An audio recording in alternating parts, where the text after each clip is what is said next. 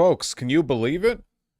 After all this time, it's finally homosexual month. It's the one month of the year where everyone is homosexual. Congratulations, everybody. We finally made it. We got a whole month of this. Any people who were previously straight in chat, I'm very sorry.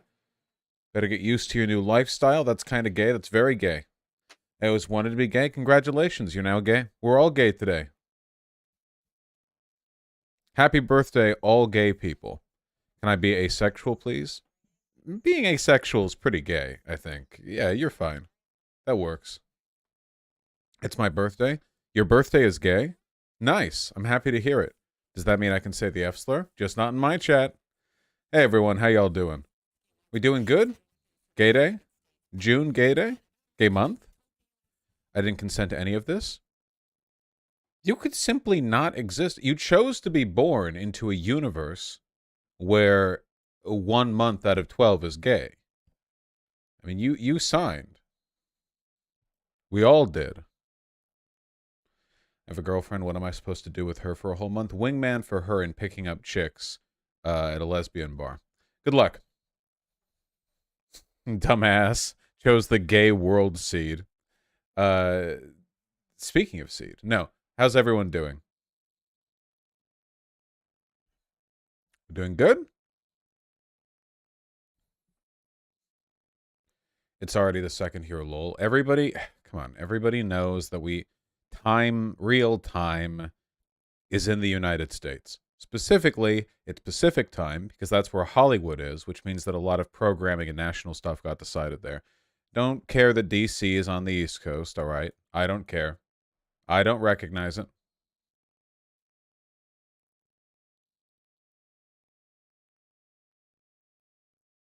What the fuck is this? What kind of insane AI algorithm bullshit am I looking at right now? I don't even know what this program is. What is this? Is there like an AI program that extrapolates the room that you're in? What is this? There we go. Now it's more realistic. Who's that woman? I would like to know that myself. Look at how big my hands are, but they get like not hairy all of a sudden. That's crazy. And look, there's you guys projected in front of me in some kind of Iron Man Jarvis situation. I have no idea. Not enough salt in the Pop-Tarts. Nice. Well, I value the art.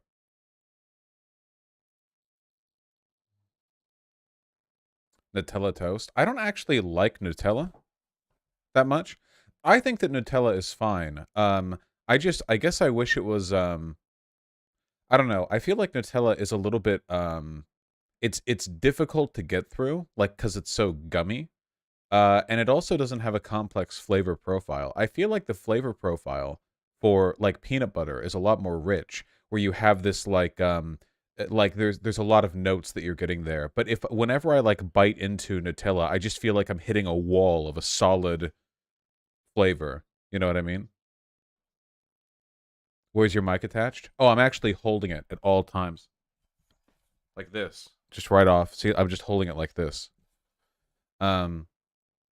Complex flavor profile, bro. You eat Nuggies and Pop-Tarts. I'm not saying I have good taste. I'm just saying that, like, it's the two of those combined, because I can have something that's overwhelmingly sweet and simple, and I can have something that's kind of gummy, but when it's both at the same time, it feels like, yeah, it's just not that pleasant. It's fine. Like, I don't dislike it. It's just, I feel like, I just like peanut butter more when it comes to just, you know, any kind of food ornamentation.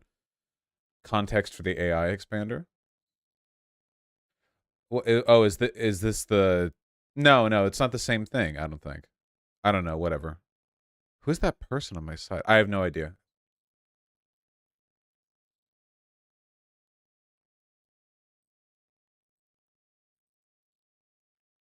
The birds outside are being so fucking loud right now. Holy shit.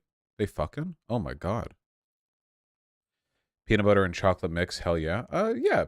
Peanut butter and chocolate go to pretty well together. It's pretty difficult to argue with that. Um, Kill them? No, I like birds. I think birds are cute. Hey, you know what I don't think is cute? You know what I don't think is cute? Guess. I'm not going to let you guess. I don't find the most recent Supreme Court ruling cute. Okay, we need to get the cerebral stuff off the table immediately so that we can save the rest of the stream for being stupid. All right? You're going to need to think for a moment. Can you follow through with me here? All right? A Supreme Court ruling came out. I don't like it very much. I'm not a big fan. Let me explain to you why. All right? I've got an NPR article here that is trying to convince me, futilely, I might add, to not be upset with this ruling. This is the wrong link. We'll do the Jeffrey Epstein thing in a second. This is that's the wrong link. I didn't want to pull over this one. I wanted to pull over this one. I clicked that from chat. We'll do yeah.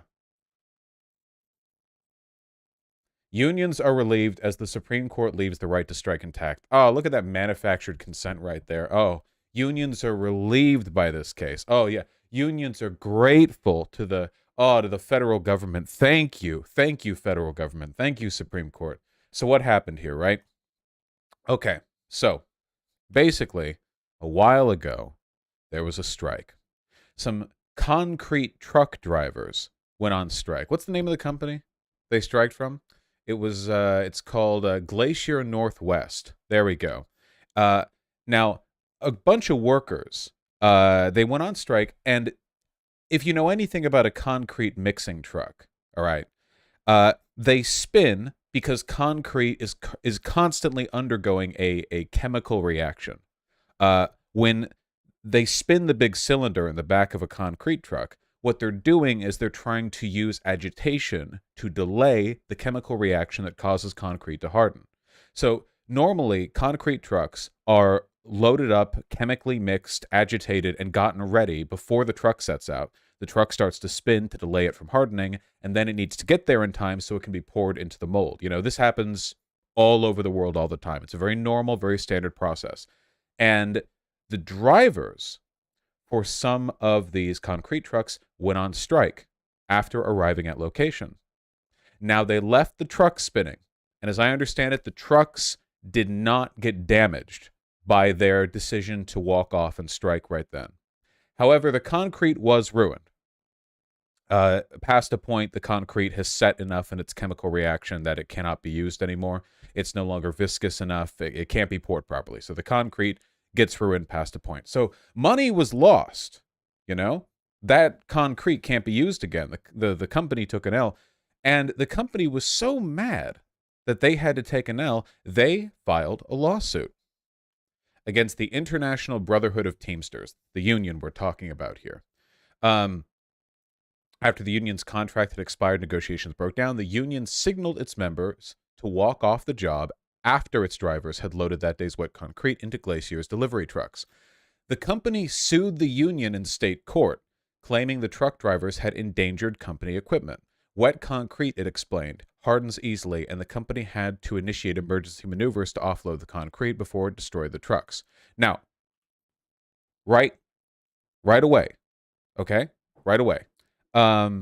The spinning is to keep the concrete from separating. Sorry. All right. Well, thank you for the technical correction. I don't think it changes the fundamentals, but yes, concrete mixing, very important structural engineering job. Okay. Yes. All right. Okay. Not a structural engineer. The basics. We're getting the basics. Okay. So here's the thing. Okay. As we all know, all right. As we all know, strikes always definitionally cost companies money. That is literally the point. Like that is literally the point. If they didn't, then it wouldn't. That wouldn't be a thing. It would. That's what they're supposed to do. The accusation from the company was that it wasn't just the lost revenue from the non-participation of the workers who were striking. It was the fact that actions had been taken to both damage resources and put the trucks at risk. That is what they're suing over. So there is a legal distinction here, which I think is maybe a little arbitrary, between money lost due to damaged or destroyed goods and money lost due to the lost revenue of the workers' non-participation. If you get down to the brass tacks of it all, money lost is money lost, right? I mean, you can imagine if a company loses $100,000 in what otherwise would have been filled contracts because their workers are striking, and they lose $100,000 because, like, the the consequences of the concrete being left to dry and trucks getting damaged. They're both $100,000, but there is a legal difference, one that I think is maybe a little bit vague and tenuous, but there is a legal difference. And they sued over the damage. Now, this is unusual, okay? And the reason it's unusual is because normally when there are disputes that arise as a product of unions and strikes and contract labor and blah, blah, what do? What happens when that happens? Well, the Washington Supreme Court, that's the one that I'm under, thank you, ruled that Glacier's complaint should have been filed with the National Labor Relations Board. The NLRB is responsible for, theoretically, protecting the right for workers to strike, for managing disputes between workers and companies. This is their thing. So essentially, the state court said after the company sued, hold on, this is the NLRB's job. This isn't our job. You don't take this to the courts. Like, if you have a problem with conduct involving a strike, you go to the NLRB. Otherwise, like, what are we here for, right? The company appealed the decision, and it made its way up to the Supreme Court. And you'll never guess what the Supreme Court decided on. In an 8-1 decision, the Supreme Court found that the union is civilly liable to be sued for the damages associated with the concrete and the trucks and the blah, blah, blah. Now, I saw some liberals getting in a fuss over this on Twitter. They were saying it's justified. I want to talk about this for a second, okay? Because this is really, really important, all right? This is where we're going to have to get cerebral. Follow through with me here on this. Now, my opinion on this subject is actually exactly the same as the one dissenting Supreme Court justice, Ketanji Brown Jackson, who, since we agree on this, I guess we're just as smart and legally educated. I'll deliver the argument, if you will. The reason why the NLRB, the National Labor Relations Board, the reason why they tend to handle this stuff is because the disputes between companies and workers usually get really complicated. It's like this ongoing process of negotiating contract labor and strikes and union deals and this, that, the other. Labor relations, managing this kind of stuff. This isn't like a court decision. Think about what a court does. A court, the Supreme Court, the Washington State Court, their job is to make rulings on specific issues that are used as precedent for future cases. That's literally how precedent works as a concept. When the Supreme Court makes a ruling, that gives like info to all the courts underneath it, which is all courts in the United States, of course. It's the Supreme Court, on how to rule in the future. It's, jurisprudence. And the problem here is that there's actually a really big difference between the NLRB and the Supreme Court finding the striking worker civilly liable. If the NLRB does it, what that means is that in this specific instance, the company can sue the union for the damages associated with the time of their strike. Now, do I agree with that decision? The honest answer is that I don't actually know. I do know for a fact that the point of striking is to cost companies money, but there are limits to that. I don't think, for example, that if you're striking workers should then be allowed to like destroy company property. Like, obviously that's not like, I don't think you should be able to like play around with this. Like, I don't think a worker should go like, I'm striking, like throws a rock through a window and, clearly there should be some kind of limitation on this. And the NLRB's job is to rule on this. The NLRB's ruling, even if it was identical to the Supreme Court ruling, would have been narrowly applied. But what's happened now that the Supreme Court of the United States has ruled that striking workers and the unions that organize them are civilly liable for damages, negligent, or risky behavior associated with striking? You understand? This is really dangerous. This is a huge blow against workers' rights. Look, it is incredibly damaging. Please look at this, all right? At the same time, the court's majority decided the case in favor of the company in a very fact-specific way. The court ultimately said the union's conduct in this particular case posed a serious and foreseeable risk of harm to Glacier's trucks, and because of this intentional harm, the case should, and this is the critical part, not have been dismissed by the state Supreme Court. The ruling from the Supreme Court is explicitly saying that in the future, cases like this should be decided by courts, which would be affected by the precedent of the Supreme Court ruling and not by the NLRB. They are explicitly stating that in instances where corporations feel as though there is a serious and foreseeable risk of harm to their corporate property, that their complaint, their contest, should go to the courts rather than the NLRB. Do you understand the difference here? Do you understand why this is so damaging? Why this went through the courts rather than it going through the NLRB? The point of this is now the courts have additional power. Not only power, but they're being told, corporations are being told, bring this shit to the courts, okay? Hey, man, what this means is that, keep in mind, lawsuits cost money to fight, even if they're bullshit. This means that more corporations are going to file lawsuits against unions that lead workers to strike against them, whether or not there's any actual, serious and foreseeable risk of harm to corporate property. That still potentially is years of civil litigation, of paying for lawyers to fight that off, rather than going through the NLRB, which would have been able to deal with the situation, as bad as the organization is, without getting you stuck in the legal system. Like, this is insane. And think about it, too. Serious and foreseeable risk of harm to corporate property. Where are the limits to that, right? What if food workers or grocery workers strike? Like, that product expires. What about delivery workers? Deliveries expire. There are myriad industries in which it would be virtually impossible for workers to strike without posing some kind of serious and foreseeable risk of harm to corporate property, depending on where you draw the line at corporate property. The NLRB could have handled stuff like this. And again, keep in mind, the NLRB is not some kind of radical socialist organization. This isn't some like crazy left, like the NLRB does not, obviously they don't protect unions, because unions in this country are fucking dead. And they will be more dead after this. But this was a deliberate move. And what's more, it was an 8-1 decision.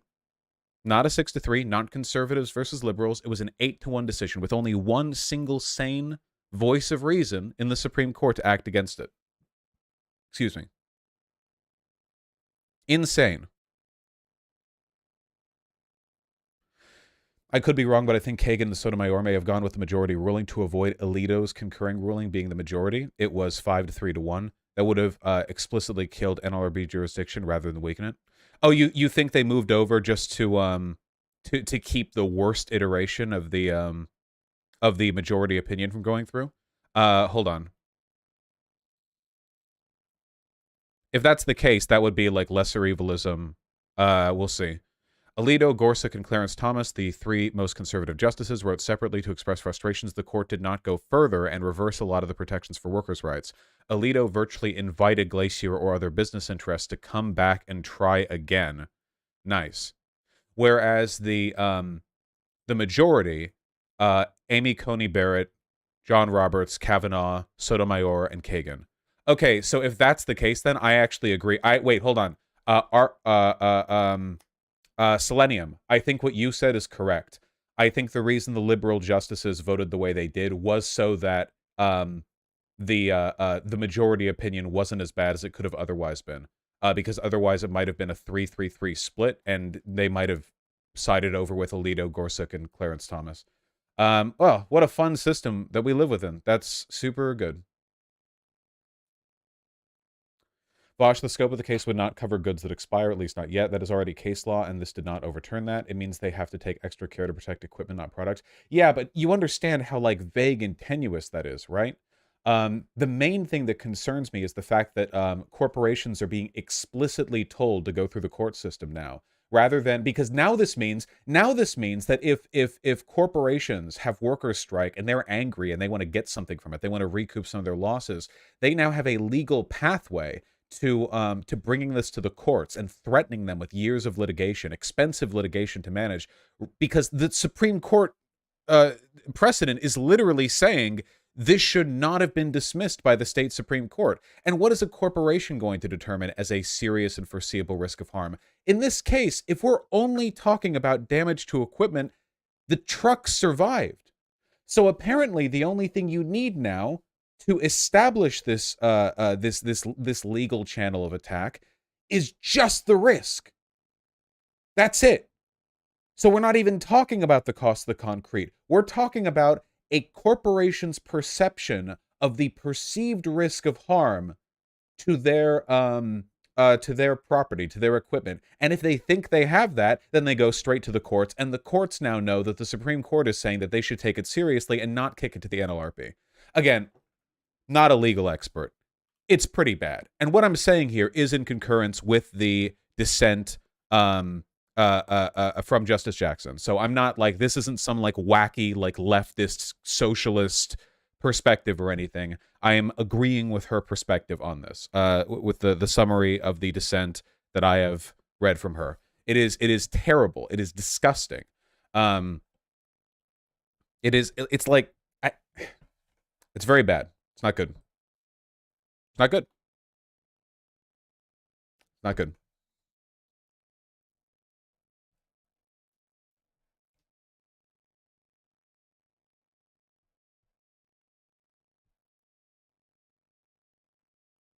Okay. All right.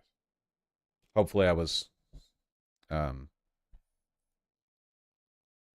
enough with what I said. Hopefully that made sense. Yeah. Do we just die? Well, eventually we do, yeah, but hopefully we get lots of time before then, you know.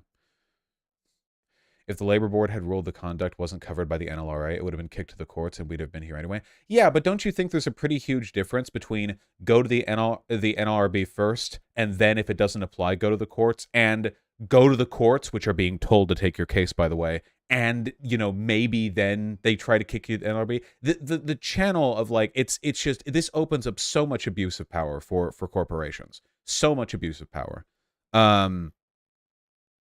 What can we do to fix this? Literally nothing. It's the Supreme Court. The Supreme Court is just a collection of like high priests, that get to just decide things.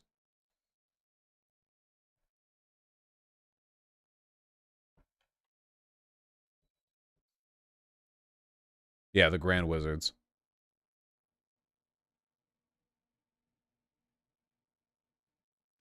What happened to Biden adding justices? Biden has never seriously talked about adding justices.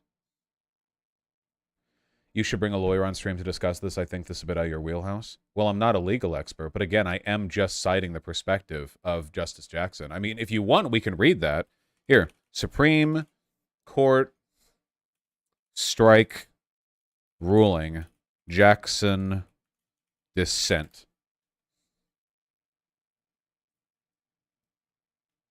No, I'll take a look in a sec, Canoe. Liberal Justice Jackson has issued her first solo dissent in a Supreme Court merits case Thursday. Jackson wrote that the courts had no business delving into this particular labor dispute at this time. The majority also misapplies the board's cases in a manner that threatens to impede both the board's uniform development of labor law and erode the right to strike. Yeah. I completely agree. Her primary argument is essentially that, like, this is an effort by the court to both make things easier for corporations to sue striking workers and also direct legal concerns to the courts rather than having the NLRB look over it first. Did you misspell trans in the stream title? Probably. I misspell stuff in the stream title all the time. Yes, I did misspell it. I'm going to keep it there, though.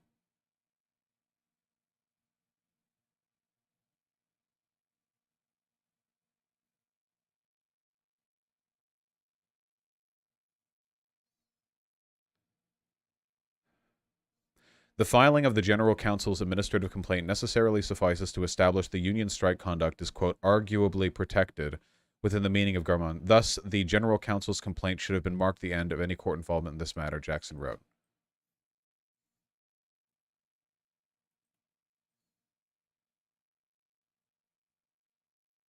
So I agree with her.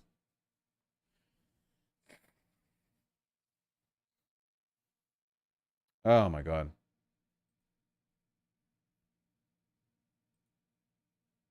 League of Legends players have launched their first ever strike in pro esports. The professional video gamers are standing up to developer Riot Games, which scrapped a rule that supported up-and-coming talent and is threatening the jobs of dozens of players and coaches. Interesting. What's going on over here, huh? As long as we're on the general subject. We can't see? Yeah, I was reading it! Riot Games, a billion-dollar game developer. Yeah, last month, they dropped a rule requiring teams in the top-level league championship series to field teams in a lower-tier league. As many as 70 players, coaches, and managers could be out of work. To protest the move, the North American Players Union, didn't know that was a thing, held a historic strike authorization vote, which passed overwhelmingly on May 28th. They called on Riot to maintain the viability of the lower-tier league, which they said was vital to the future of the sport. Rather than delay the June 1st start of the summer season, Riot quickly changed the league's rules to make it easier for teams to field replacement rosters by hiring scabs. What is happening here?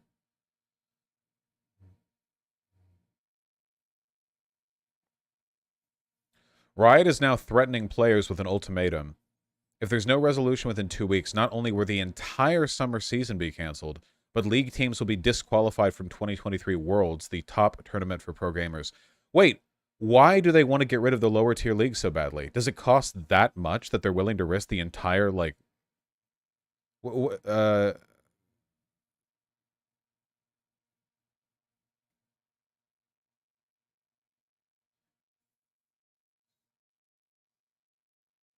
Huh. Riot's argument is that companies paid millions to be in the first league. Okay.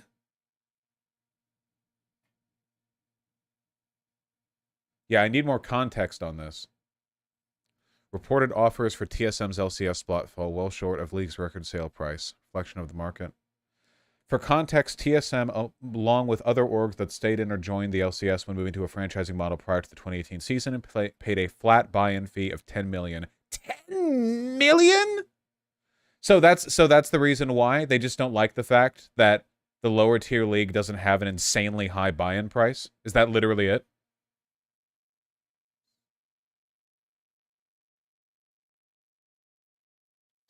Yeah, there's a ridiculous amount of money in esports considering it doesn't make money.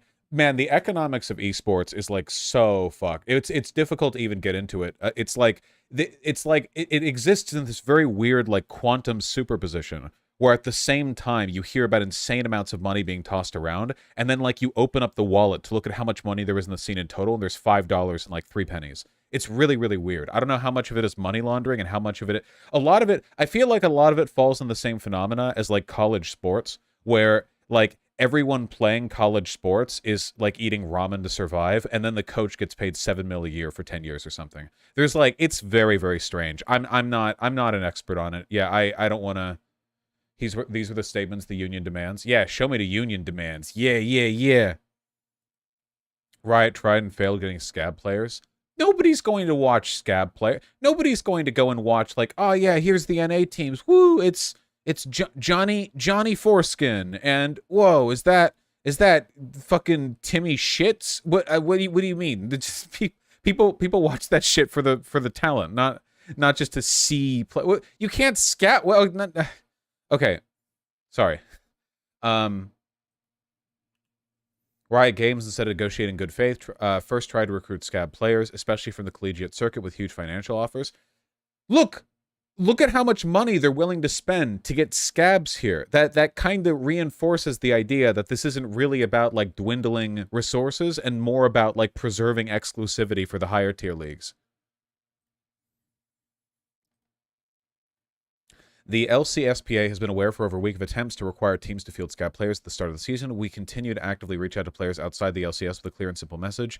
Do not agree to play for any LCS org as a replacement player. This walkout is for the benefit of all NA League players. Crossing the line puts all players' futures at risk.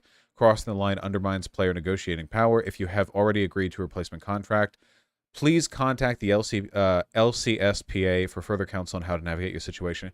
Guys, I'm going to be real. Like, league jokes aside, this is based as hell, man.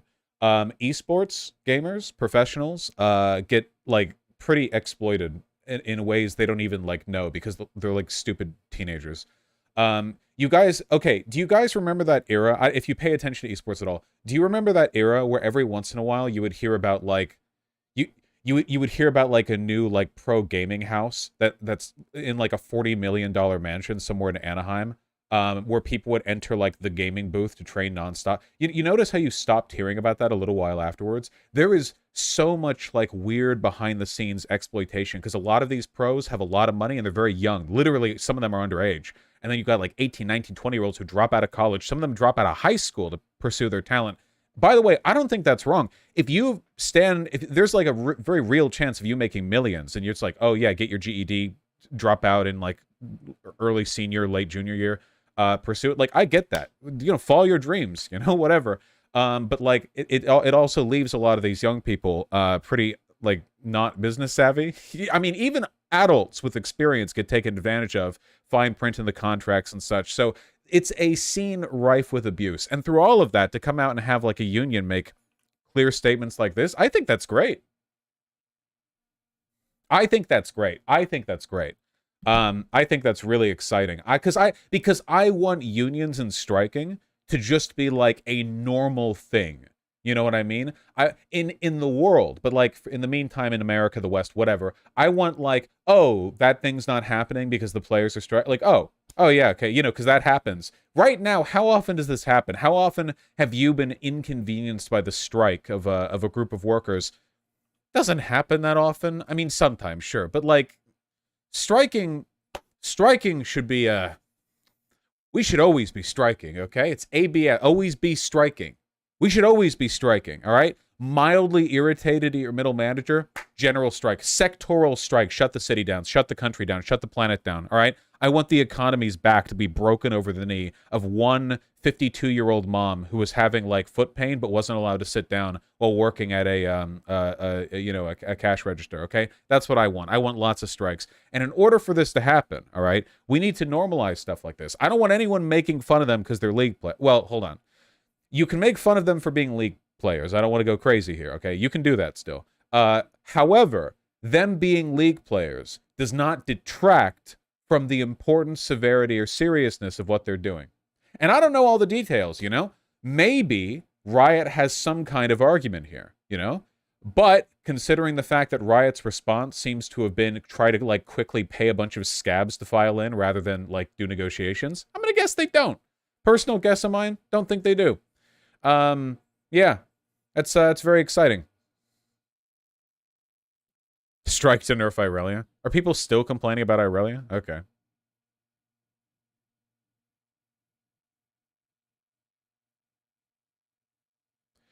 They lowered the rank requirement from Diamond to no rank to join. Is that true? Were they trying to pull scabs from any rank? Would they really have that much trouble pulling people from Diamond? Yes, that's true. That's insane. That's insane.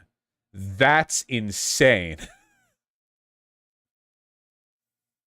Okay. Dude, maybe we should see the scabs at LCS just purely for the comedy value, We could see some shit that will never grace the LCS again, okay? We could see people doing like behind tower rush strats. We can see the jungler spend 6 minutes doing a loop around top river, like trying to gank like a Scion top or something and failing every time. I don't know. Some crazy shit could happen. I don't even know. The build choices, just think about it. Wood 5 division. River Shen. We need to bring back River Shen. That's true. Why do you know so much about League? I played League for years, like season 3 to 7 or 8 or something like that. Yeah. All right. So anyway, I support Riot and I want the entire player base to be scabs. At the LCS, I mean.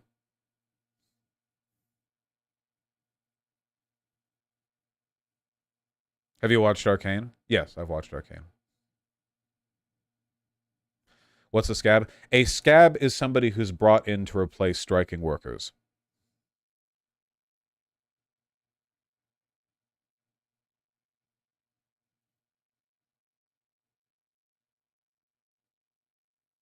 All right, cut the segment. We can't talk about League for too long. Phase drama? What? Oh, wait, whoa, whoa, whoa, whoa. What the fuck does this have to do with strikes?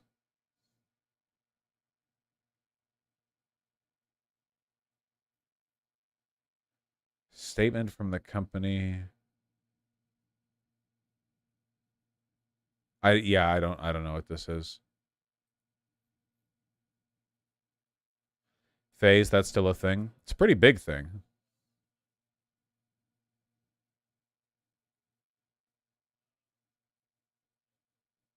Not anymore. Yeah, I feel like esports is kind of dying. I don't know.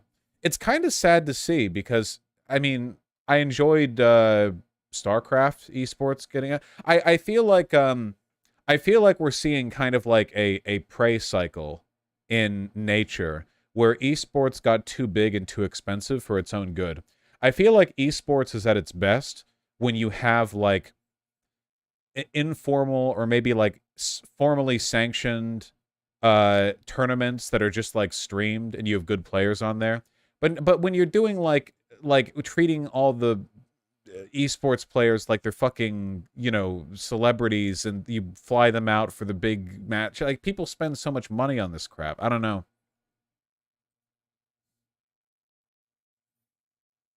Seems kind of dumb. I have not a sleep and see.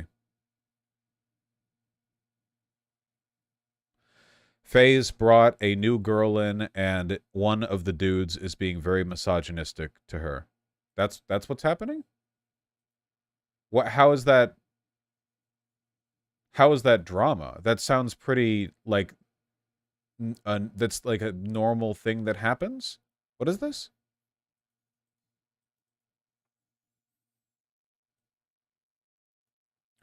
Exposing the misogynistic underbelly of some of the organization's fandom. Now Van Dien has locked her Twitter account, removed the FaZe Clan moniker.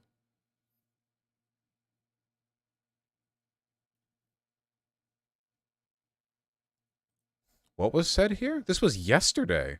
What? FaZe is no stranger to contrasting viewpoints and passionate opinions on the future of the brand. Recruitment has always drawn that out.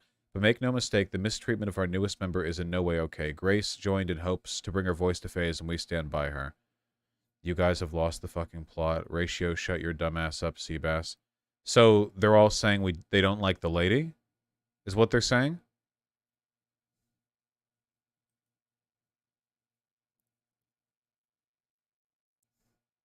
Yes, because woman? Well, what'd the woman do?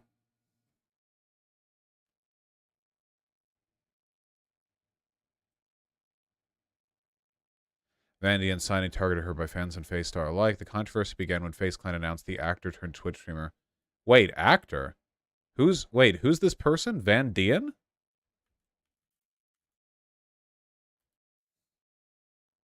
Grace Van Dien? Is it Grace? Grace Van Dien. She is known for playing Brooke Osmond in the Netflix teen drama Greenhouse Academy and Katie Campbell in the NBC drama series The Village. I have no idea what these are. Okay, so she wasn't a huge actress. That's fine. That's okay.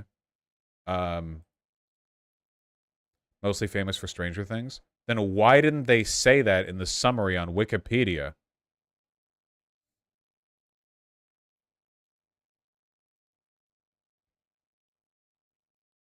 Why are people mad at her? Learning on the fly. What's happening? Oh, all the PR bullshit they told you, like, yeah, we want to build around women and give them a space in the community so they feel like accepted. It's a male-dominated industry. If we put in women, yeah, girl rules. Shut the fuck up, bro. So, get fucking wrecked. To everyone saying that. I just can't compete with that, man. I can't. She roasted me. It's over. Grace, I'm sorry. All I want to say is you're golden Valorant. Make Stranger Things your entire personality, even though you're only on one episode. You found out about Twitch through Tumblr. Not only have you not hit a trick shot, but you don't even know what the fuck that is. When you were still playing. Okay, hold on. Before I ask any further questions, I need to know, why was she signed on? FaZe is an esports league. You have to be very good at esports to do that. Diversity and attention. Okay, leaving aside the fact that this dude is obviously a retard, isn't that like kind of a stupid idea? They signed on a bunch of people. They had a bunch of rappers join at different points. Oh my God, that's desperate. Why? They hired Snoop Dogg. Well, nobody's gonna get mad at Snoop Dogg. Nobody minds Snoop Dogg. She's there to clean their image. Well, that didn't work. It's just a random content house. Okay. Well, I think that their image is maybe doing worse. I don't know. Like, obviously people who watch and are at FaZe hate women, right? When I think of FaZe, the only thing that I think about, like the immediate, like right off the top of my dome thing that I think about is people like doing CSGO clip montages in between them gooning out to like hentai and seething at the fact that 3D women will never look like that. It's all like 12-year-old shit. I don't know. I just think Fortnite, not gonna lie. See, that's you being younger than me, because when I think FaZe, I think like Call of Duty or whatever. But maybe, yeah, I don't know. They're all spiritually 12 years old. I don't know. Full context, she was in Stranger Things apparently, and the guy said he wouldn't even fuck her if he was drunk, and then she brought up the fact that he had overdosed on drugs at some point. Okay. What? What?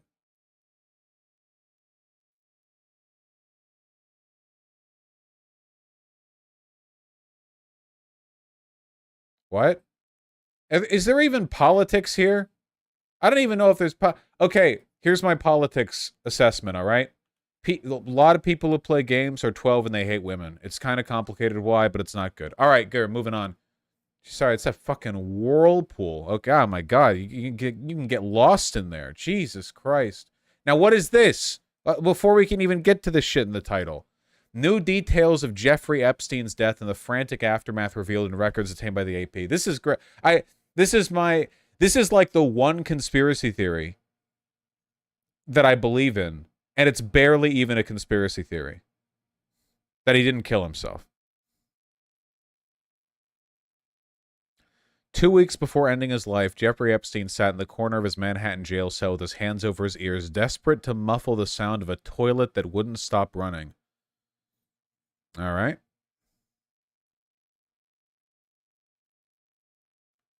Okay. The disgraced financier was under psychological observation at the time for a suicide attempt just days earlier that left his neck bruised and scraped. Yet even after a 31-hour stint in suicide watch, Epstein insisted he wasn't suicidal, telling a jail psychologist he had a wonderful life and would be crazy to end it. On August 10th, he was dead. Nearly 4 years later, the AP has obtained more than 4,000 pages of documents related to Epstein's death from the Federal Bureau of Prisons under the Freedom of Information Act. They include a detailed psychological reconstruction of the events leading up to his suicide, as well as his health history, internal agency reports, emails, memos, and other records. Taken together, the documents the AP obtained Thursday provide the most complete accounting to date of Epstein's detention and death and its chaotic aftermath. The records help to dispel the many conspiracy theories surrounding Epstein's suicide. Ooh! Underscoring how fundamental failings at the Bureau of Prisons, including severe staffing shortages and employees cutting corners, contributed to Epstein's death. Ooh! Well, let's see. In one email, a prosecutor involved in Epstein's criminal case complained about a lack of information from the Bureau of Prisons in the critical hour after his death, writing that it was frankly unbelievable the agency was issuing public press releases before telling us basic info so we can relay it to his attorneys who can relay it to his family. The Bureau of Prisons immediately making press releases on his death rather than following standard procedure locally. That's supposed to make me less conspiratorial. In another email, a high-ranking Bureau of Prisons official made a spurious suggestion to the agency's director that news reporters must have been paying jail employees for information about Epstein's death because they were reporting details of the agency's failings, impugning the ethics of journalists and the agency's own workers. Wait, how is that impugning the ethics of journalists for them to pay employees for info? Isn't that literally what they're supposed to do? It's not illegal hold on, is it illegal for a journalist to pay for info? I guess that's a bribe, but is that an illegal bribe? Because like bribe is like the bad paying person. You can, like, good pay a person for a comment. I don't know. I actually don't know that bit.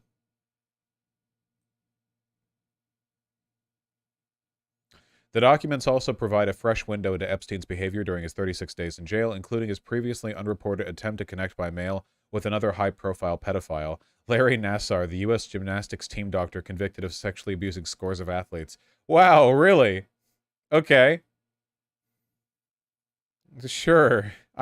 This guy is famous enough that I know him. Like, this guy's fucking trial and arrest and everything were national news. He's like contacting like the fucking grand poobah of pedophilia. Jesus fuck.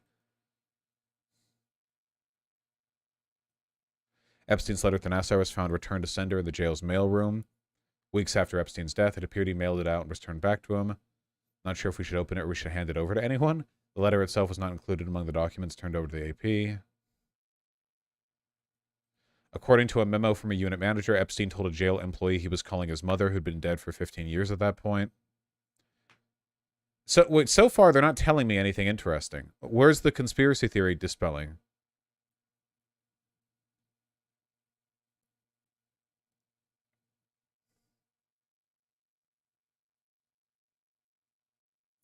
The memo detailed steps the Bureau of Prisons has taken to remedy lapses in Epstein's suicide exposed, including requiring supervisors to review surveillance video to ensure officers made required cell checks.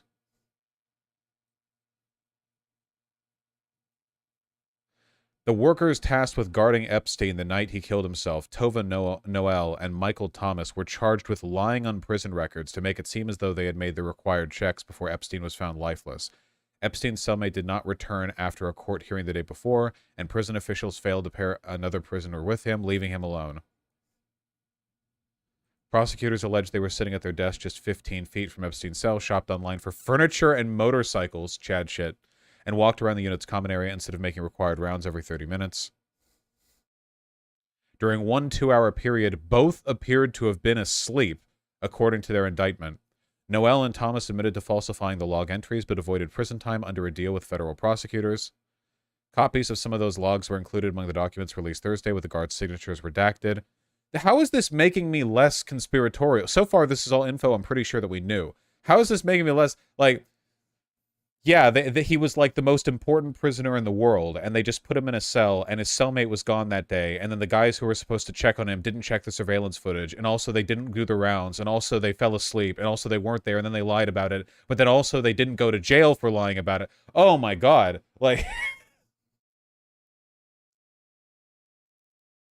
Also, the sun was in their eyes, also their controller wasn't working. Yeah, exactly. The more detail you add to this, the more it just makes it sound like a conspiracy, you know? Would anyone even care at this point, or if he did or didn't off itself? For me, whether or not he's the one who actually literally killed himself doesn't actually matter. For me, I think the case with Epstein's pretty obvious, okay? Epstein was an incredibly powerful sex trafficker who protected himself by implicating and drawing relationships with other powerful people, ensuring a mutually destructive relationship, where if Epstein was ever arrested and incarcerated, it would mean that he could take down a bunch of people with him, and nobody would want that. Obviously. So, this is kind of a double-edged sword, because it means that if Epstein actually ever does get arrested, it's pretty much guaranteed somebody's going to try to silence him. This isn't crazy conspiracy shit. This is literally stuff that happens in real life. It's happened in the past, and it happens now. Do I believe that his mental health was failing? Yeah, probably. I don't fucking know. But at the very least, like the bare minimum would be the idea that like he was fully aware of the fact that like the sword of Damocles was hanging over him. I don't think it's like a person went into the cell and shot him, you know. I think like it could have been as simple as somebody met with him and said like, you know, hey, like, you're going to do this, or we're going to do these bad things that you don't want. Like, we'll kill your family. So, like, it doesn't matter. Like, there's literally a trillion things that could happen. But, like, the idea that all of these coincidences lined up in the most powerful, like, prisoner in the world like killed himself quietly, and oh, he just managed to not get to like testify. Yeah, I'm never gonna believe that. I'm never gonna believe that. At this point, I would say that the incompetence of the prison is so severe that it is more rational to assume they're lying than it is to sheepishly believe them. You know, in situations where it's not possible to just divinely know things that are like unknown, we can't like look back in time and scry the area. Like, we're kind of relying on limited info here. You have to make a decision about what is more likely to believe. You know, what is more likely, what is more worthwhile to believe, what does the evidence point to? And I stand by my assessment. I'm not going to be moved on it unless new evidence comes out. But God, I have no idea. Oh yeah, the fact that the prison guards were like looking at furniture and motorcycles, the things that one might do after being offered a large amount of money.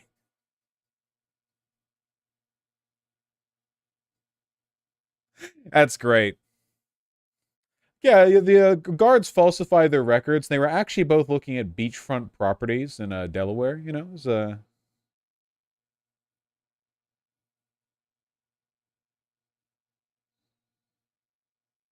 they looking at 4090s. Yeah.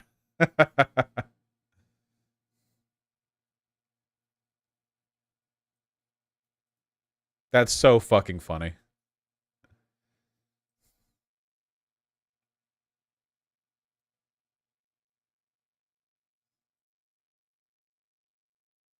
Epstein later said he was upset about having to wear an orange jumpsuit provided to inmates in the special housing unit and complained about being treated like he was a bad guy despite being well behaved behind bars. He requested a brown uniform for his near daily visits with his lawyers.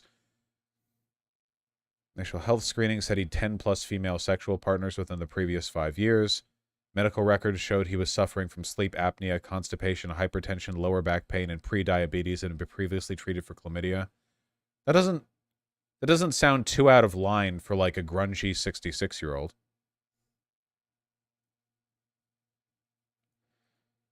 Epstein made some attempts to adapt to his jailhouse surroundings. The records show he signed up for a kosher meal and told prison officials through his lawyer that he wanted permission to exercise outside. 2 days before he was found dead, Epstein bought $73.85 worth of items from the commissary, including an AM/FM radio and headphones. He had $566 left in his account when he died. Denied bail.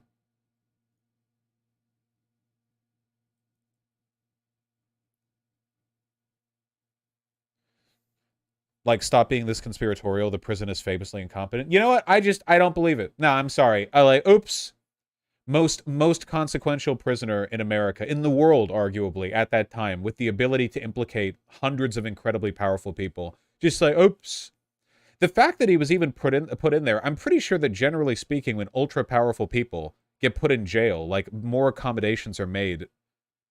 Like if Donald Trump was kept in jail and like wasn't let out on bail or like for an arrest or something, do you really think they would orange jumpsuit him and put him in the general pop? Like, no, that's ridiculous. Yeah, I don't know.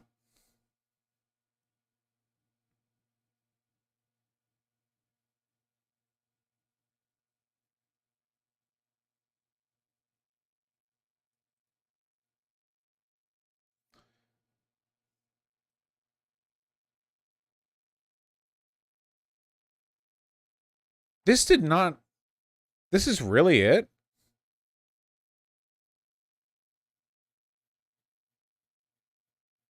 People really going to apply Hanlon's razor to the most powerful and evil people in the world? I unironically think. Now, I actually think that Hanlon's razor is like a brain dead 0 IQ way of analyze. I think that it's like a low IQ crutch that people use to avoid critical thinking sometimes. Man, this is what I deal with when people assume that Republicans are all just conveniently wrong on every issue ever and believe all the most evil things possible, and like everything they say about trans people is internally contradictory and incredibly hateful, and it's like, oh dude, they're just like misguided. They don't think they're lying or whatever. It's like, no. Like, come on, stop. Like, it's the idea that it's never malice and always stupidity is like, okay, well then what the fuck? Then what the fuck is like the FBI? Then what is like COINTELPRO? Like, you like imagine if all the documents about COINTELPRO never released. Even before they were all released, people still had a pretty strong fucking idea what was going on there. Like, it's like oh yeah, the Chicago police like accidentally shot everyone 5 million times. Like, no. I don't think that applies. And I think that applies less the higher, like, the power and the money involved is, right? Stupidity being the factor, like, over malice works a lot in interpersonal relationships because most people don't act maliciously when interacting with, like, other normal people. But when it comes to high-level politics shit, like, do you, like with Putin, you know, like, don't attribute to malice what can be adequately explained by stupid. Oh, you know, oh yeah, Putin just, like, sincerely believed that NATO was poised to invade him through Ukraine. No, he's lying. He knows he's lying. The Kremlin knows he's lying. They all know. We deal with alt-righters lying all the time. The government lies. Everyone lies. I think that Hanlon's razor works when dealing interpersonally with other people on, like, a normal level. You know, if a friend doesn't make it to your event because they slept in, attribute that to stupidity, not malice. If your friend doesn't respond to your texts or says something casually inconsiderate, assume it was them having a brain fuck up rather than them being, like, out to get you. But when it comes to stuff like this, I don't buy it.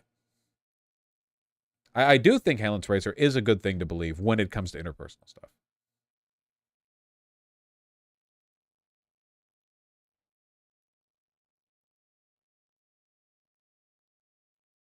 You mean Occam's razor? No, Occam's razor is that the simplest solution is probably the correct one. Hanlon's razor is that you shouldn't attribute to malice what can be explained as easily by stupidity. We'll get into Alden's razor eventually.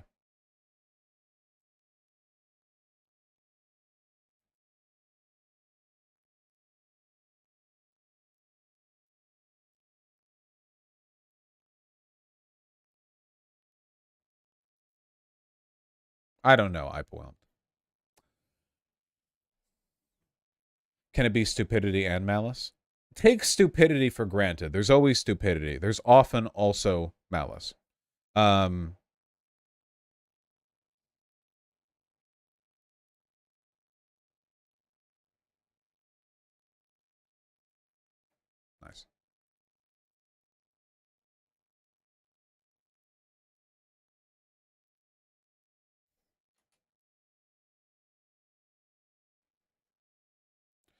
What on earth is this?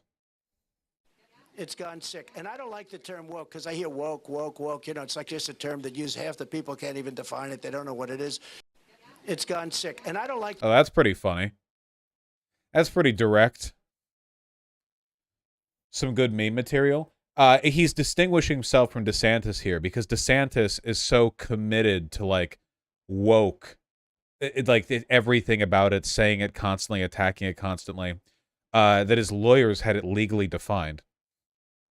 He talks about it nonstop. Have you watched the speech? It's hysterical. No, link it. Link it. Link the speech. President Biden falls on stage. Uh-oh.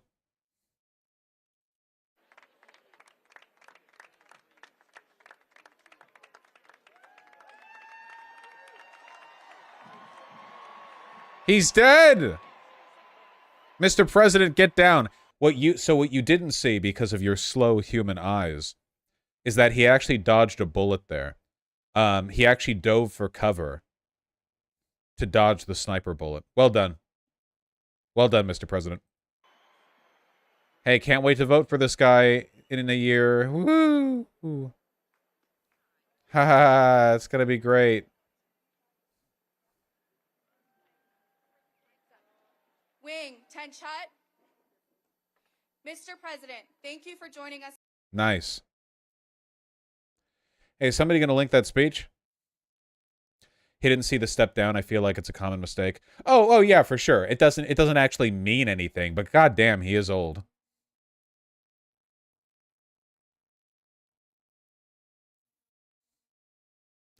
I'm not linking it. I don't like being told what to do. Well, I guess that's fair. I guess that's in adherence with the anarchic principles that I want to believe I promote. Thank you, Annie. That deal. It's still going? Quickly. He had no choice but to do it too. We were very, very strong. We have a lot of power. Wait, how long is this being looped?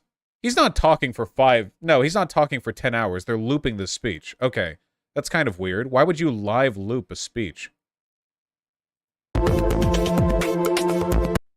Then they just shut You count? I guess. times two. We were going to make a fortune with energy. We were going to start paying off debt and further reducing taxes. It was so beautiful. It was working so great. And then they just shut it all down. So a shame. But it's not 8 years. It's 6 Okay, watching this is going to give me, like, motion sickness. What the fuck? months. And we'll be back, actually. Why is it And vibrating? a lot of things are going to start coming down. It'll be a big supporter of everybody in this room and involved. We have school What the systems that fuck? don't even want to talk to the parents about their children, their lives. What? And a lot of them didn't even go into the building. It was a disgrace what's going on. That is a disgrace. That's going to go down in history ultimately. And Ashley Babbitt was killed, shot by, in my opinion, Why is it still live, but this one starts from 36 minutes ago?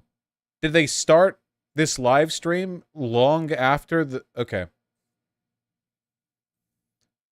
Not looped or weird? they have a quick trial and they execute Thank the you. people. And it's a terrible I thing. mean, it's wiggling still. When you think about it, but when you really think about it, the average drug dealer, I just saw a statistic, the average drug dealer in this country kills 500 people over a lifetime. That's true, probably. Sure. Whatever. Sure. Yeah, okay. It's probably true. Whatever.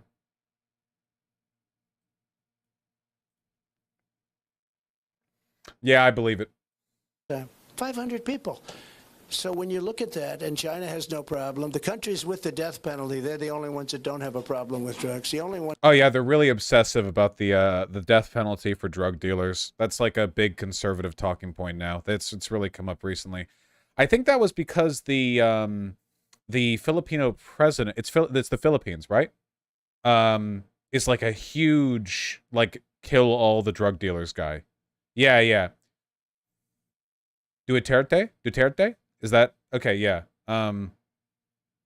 He's not the president anymore, isn't he? Running? Whatever. You know, he's it's for that sort of thing. He's not president anymore. Okay, gotcha. Well, he was known for it. Singapore too, but especially the Philippines. Yeah. It's just, I mean, it's just part of the broader like kill the degenerates vibe they're pushing. It's not surprising they would go for this.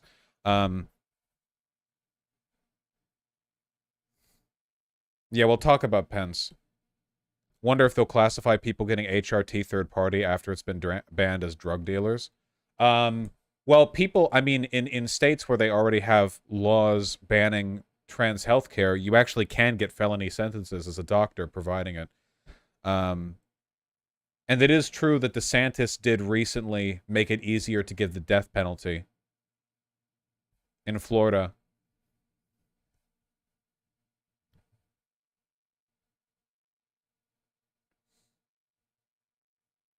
They're also obsessed with invading Mexico now. Nah, that's not gonna... I don't think that talking point's going to run that well. The modern-day GOP is actually really reliant on Latinos in order to win. The Latin population of the South had a pretty like drastic rightward shift in 2016 that's been maintained thus far. The Latin people in the American South seem to be okay with Obama, but they hated Hillary Clinton, same, and don't seem to care for Biden. You mean Cubans? Well, that's part of it, but I mean Latin people in the South, tens of millions of people, you know. Threatening to invade Mexico is not a winning talking point with them. Yes, Bernie Sanders polled extremely well with Mexicans. And people said that Bernie had no minority support because the core group of Democrat voting black Southerners overwhelmingly supported Hillary Clinton, but no media care was given to the fact that Bernie Sanders was getting incredibly popular with Latin Americans. Just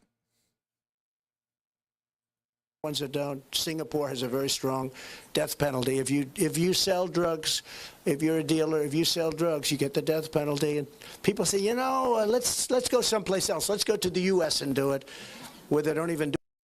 yeah, that's what street dealers in the Philippines and Singapore are like, man, the market's gotten tough here with all the state executions. Let me fly to the United States. What? Oh, another thing that's really working against the GOP here is the popularity of marijuana. How many states? How many states legal weed? How many are we on now? 23. Man, I remember the first states that were legalizing this. I remember when I was young and I would talk with my parents when I was in like middle school, and I was like, "Hey, you know, like, is weed going to be like legal next?" And they were like, "It might take a bit, but probably." And yeah, now it's almost half of the states, and 8 states have decriminalized it. So in total, it's 31 who do not have like full illegality. 6 out of 10 Americans have access to legal weed. That's dope. It's going to be more difficult for Republicans to sell people on like radical anti-drug dealer rhetoric when everyone smokes pot. Do you smoke weed? I actually don't. I used to smoke weed, but now it just makes me anxious.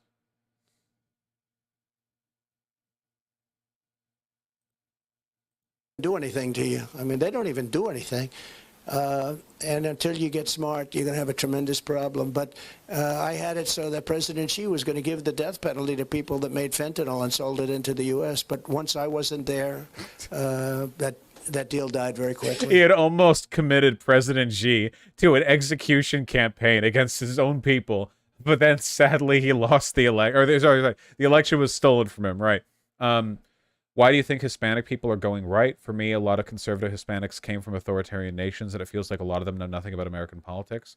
Okay, not to like generalize, but Hispanic people care a lot about family. They care a lot about community, and they also tend to be, relative to the United States average population, socially conservative. Now, keep in mind what kinds of people come up here, right? Generally speaking, when poor immigrants come to a country, and not all Mexicans who come up here are poor, not all Latin Americans who come up here are poor, but a lot of them are, legal or illegal, it tends to be middle-aged or young men. And that's usually because a lot of them want to send remittances back to their poor family members. And it's easier to do that if you can find good work. A lot of Latin people in the south of the United States, or the Southwest, their work is in agriculture, their work is in landscaping, heavy physical work. A lot of men come up here. And men are a lot more conservative than women are, on average, basically everywhere. Additionally, I think that the pro-family values rhetoric of the GOP resonates extremely strongly with them. What's more, legal immigrants, who you'll note are the ones who can vote, usually have a kind of survivorship bias because they put in all the work to legally immigrate up here to the U.S. They feel kind of resentful towards the Mexicans and what have you who illegally immigrate. And there are about 13 million illegal immigrants in the U.S. They fall for the rhetoric. They don't like the idea that they're categorized with them. You know, they don't like the idea that society broadly is going to treat them, a legal immigrant, the same as an illegal immigrant. So they work really hard to distinguish themselves from the illegal immigrant, you know? It's survivorship bias. It's the same thing that like pick-me's from, say, the African-American community do. Like, there are black guys who grow up in the ghetto, who do pretty well, who get a good job, who move out of the ghetto, but they have like this chip on their shoulder because they really don't like the fact that black culture is largely defined by the experiences and art of lower class black people in America. So they take great effort to like distinguish themselves from that because they don't want to get like roped in. They don't want to be put in the same box. And that leads to a lot of like survivorship bias, social conservatism. Sorry, I rambled a bit here, but like that's the reason why. People always say it's because of Cubans. No, it's not. Cubans represent a very small portion of the Latin Americans in this country. Now, the Cubans that are here are generally pretty conservative because, yes, Castro did take all their plantations. And boo-hoo for them, right? But that is definitely not the whole story. And the Cubans are basically just all in Florida, but the shift rightward for the Latin Americans, that's like a whole southern border thing. You know, Mexico, Arizona, Texas, New Mexico, Arizona, yeah. He had no choice but to do it too. We were very, very strong. We have a lot of power over China. People don't realize it, but we have tremendous power over China, but they don't use the power. They don't know how to, I don't even think they think we have the power. We have tremendous power over China. Yes, sir, in the back with that beautiful cowboy hat. I want to get That's going to go. Why is this cut up? It was cut up in the original too. Why is this stream so scuffed? I don't even know. That's fine. We're just gonna watch it. We're gonna see what we see. I don't care about the whole thing. Excuse me. We're seeing what we're seeing. I had so much chili earlier. Go down in history ultimately, and Ashley Babbitt was killed, shot by, in my opinion, a rogue cop. He had no business doing. Why is the Democratic Party so contemptuous of Latin American voters? It's not that they're contemptuous. It's that the Democratic machine is fucking ancient. You guys need to understand that, like, in the mind of the people who make the decisions for the Democratic Party, they are all Clinton era or earlier.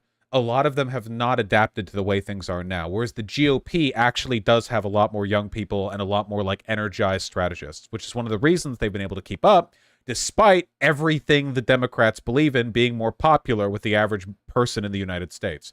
And if you go back like 30 years, black people were way more influential relative to Latin people in terms of minority representation. The Latin population in the U.S. has skyrocketed in the past 30, 40 years, and it's led to a significant shift. Here, Latin, or I should say Hispanic, I guess. Hispanic population in USA over time. There you go.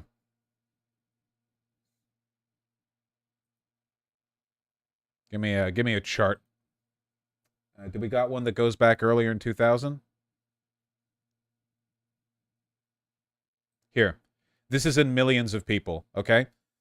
So back in 1980, Reagan era, 1990, Clinton era, 22.6 million Hispanic people. But now, or at least in 2016, nearly 60 million. Obviously, the overall population of the U.S. has gone up as well, but like the amount of Hispanic people in the U.S. has literally more than doubled, nearly tripled, which has significantly changed the landscape. And the Democratic Party is just not good with change. They're not good at adjusting. They're bad. They're bad at it.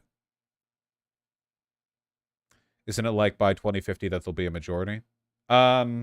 Like a larger, I think it's that by 2050, white people will no longer be more than 50% of the total population, but I'm not sure. I forget the statistic at least.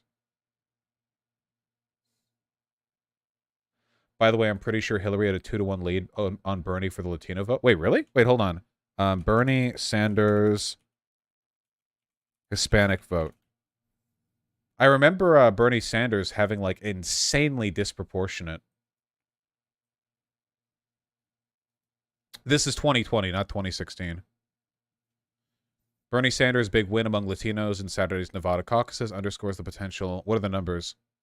Sanders won a stunning 53% of Latino voters, 3 times as much as the next closest competitor, former Vice President Joe Biden, 17. That's huge.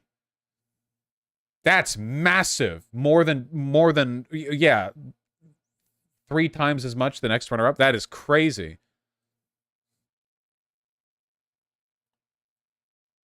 Yeah, in 2016, he lost to Hillary, but he was gaining over Biden. Really interesting. Okay, okay. I thought I remembered him outdoing Hillary in this respect as well, but I guess it was just in 2020 that was the case. All right, so thank you for correcting me.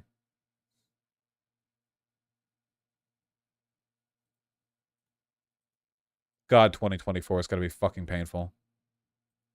Doing that, he shot her unarmed. And actually, people say she was trying to hold back the people that were pushing her forward. Ashley Babbitt was the one that was killed. She was the one that was killed.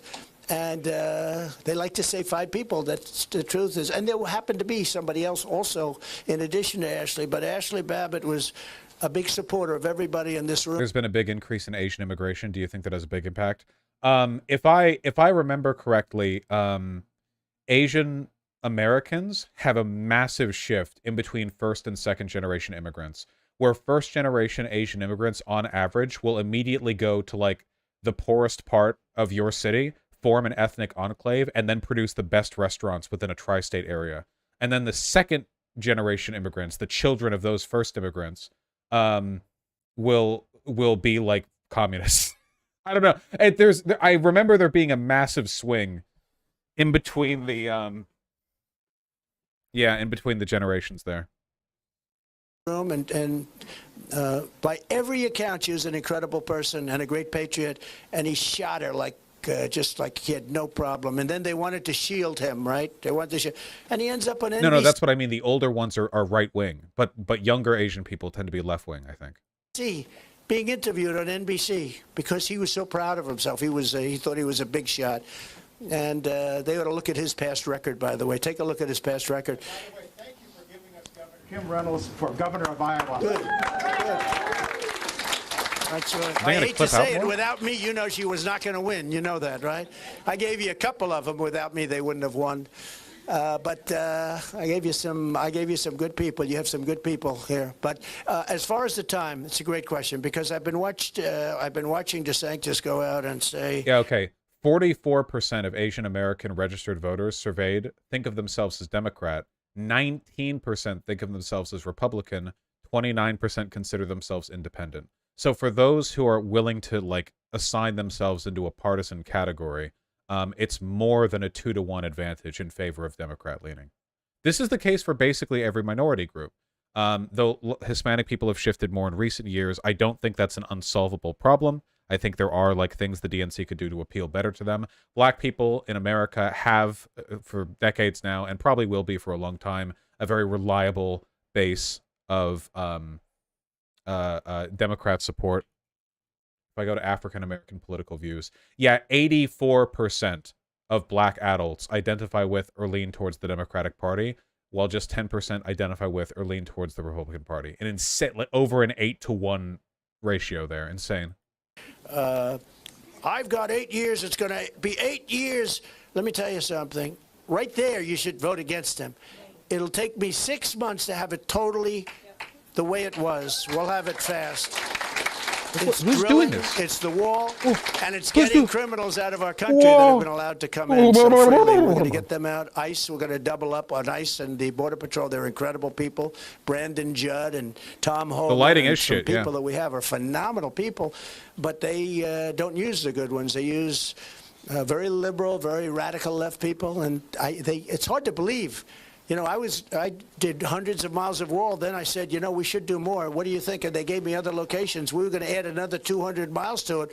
We started, would have been done within a few weeks. And the stuff was all there. They actually lifted it up and took it where Texas and Arizona can't get it. Can you believe it? Instead of saying, you guys put it up yourself, at least. But they didn't want it up. That's when I said, these guys actually believe in open borders. Who can believe in an open border? But when I heard DeSantis go out and say, and talk about 8 years, we need 8 years. You don't need 8 years. You need 6 months. We can turn this thing around so quickly. If you need 8 years, who the hell wants to wait 8 years? You don't need 8 years. I'll have it turned around. And I think fully turned around. We'll be drilling and we'll be doing a lot of things. We'll be energy independent. Where is the wall right now anyway? Can somebody, is there like a map I can look at?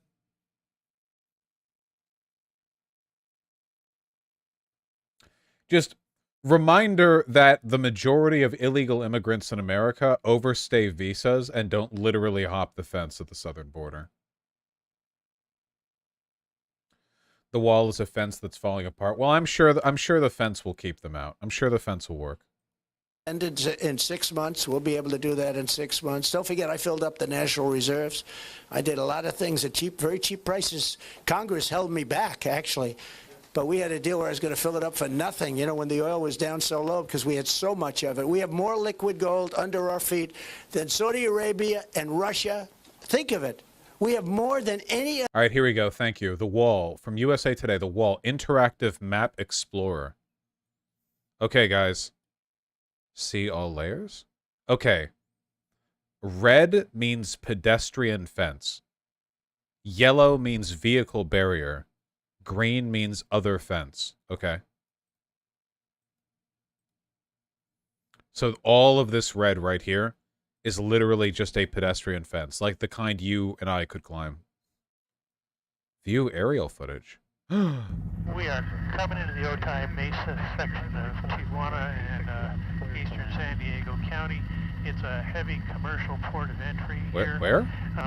The Trump administration is planning to very different types of barricades. One of it is to prevent digging under. Where is the... It's going to have is it this? For at least Is it this part? agents time to respond to an effort. Finally, it's North This line? Basic side has Okay. to be, quote unquote, aesthetically full of any other composition. Why would you build nothing? I just wonder how many people thought that like illegal immigrants were escaping into America by just moving into San Diego, just like running directly into San Diego.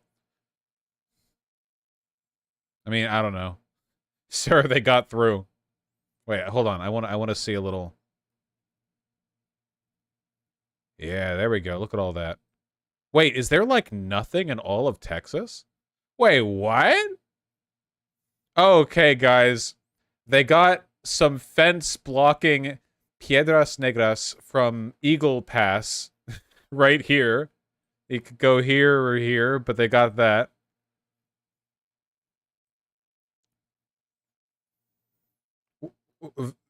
Visual tour of what? There's a river? Okay, you know, there's a slur for Hispanic people. I don't think that Republicans think that rivers will stop Mexicans.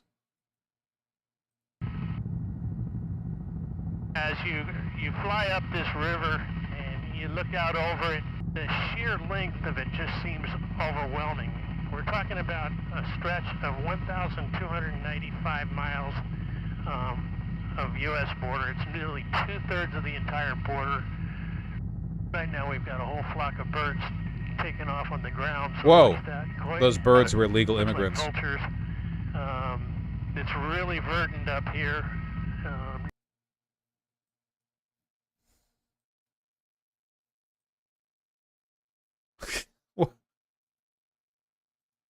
We're flying over Laredo right now. Here is where President Trump is the only place he's known to have actually visited the border. He did so during the campaign and walked out onto one of the river bridges in white golf shoes, and he was wearing, for the first time ever, the ball cap with the motto of his campaign, "Make America." Oh, there's the there's where you get in, like normally, right?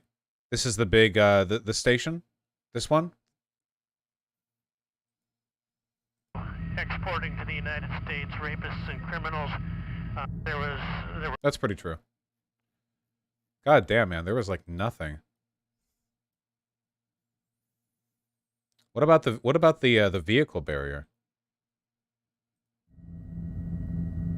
We're over a 1,000 Okay. landmark All right. for you now from El Paso all the way to San Diego. The border thing visible. It's made visible. Paso. We are now. That looks pretty flying easy to over, climb. I believe, a vehicle barrier. That's still there. Yeah, there's still a vehicle barrier down beneath us, but no longer pedestrian fencing. It took American and Mexican surveyors nearly a decade of really tortured infighting and expeditions and political disputes to draw the line that we're flying over. And then they had to move it. Southern Arizona actually used to be in Mexico, so did a lot of the rest. I'm sorry, this is all kind of tangential. I just think it's really funny how this gets talked about, but the thing that's actually being discussed in reality is so goddamn stupid. Like we're literally like it's the entire southern border of the United States. We're literally like, okay, what if we just build a wall? I don't know how many of you remember, but before this became common public discourse, the idea of just building a wall was a joke. When Donald Trump first said it, like, everyone was laughing hysterically. It was like, oh, okay, sure, we'll just build a wall. Like, it was a joke. Like, nobody took that seriously. And I still don't. But now we all just have to get used to it being this like, ongoing talking point.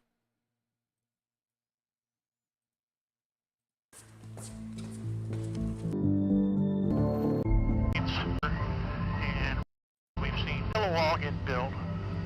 Extending out into the water.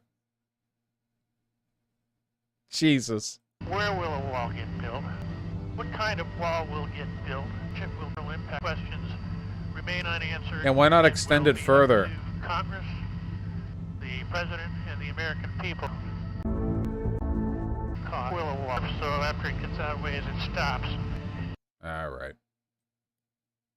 other country, we were going to double up on them. We were not only going to be dominant, we were going to be beyond dominant. We were going to be bigger than Russia and Saudi Arabia ×2. We were going to make a fortune with energy. We were going to start paying off debt and further reducing taxes. It was so beautiful. It was working so great. And then they just shut it all down. So a shame. But it's not 8 years, it's 6 months. And we'll be back in business, and sooner than that. And we'll be back in business, and those tractors are going to be spending a lot less money for their energy, and the food prices are going to start coming down, and a lot of things are going to start coming down. It'll be a beautiful thing to watch. It's going to happen very quickly. And I'm very experienced now. You know, it's not like I'm going in, and say, oh, this is a nice office. Is this the Oval Office? It takes you about a year to sort of say, can you believe this? This is the Oval Office. What the fuck is he saying right now? Like, really, though? What? I don't have to say that. We're going to do it very quickly. And I think within 6 months, you're going to see a major part of the comeback. Not 8 years. He'll stop saying that. Watch. Okay, I don't think this deserves a segment or anything. I need you all to know, because I'm checking my emails really quickly right now to see if there's anything interesting here. Somebody emailed me a while ago saying, your take on black separatists is anti-historical and only racially divides your viewers. Debate me. And we emailed back and forth a few times.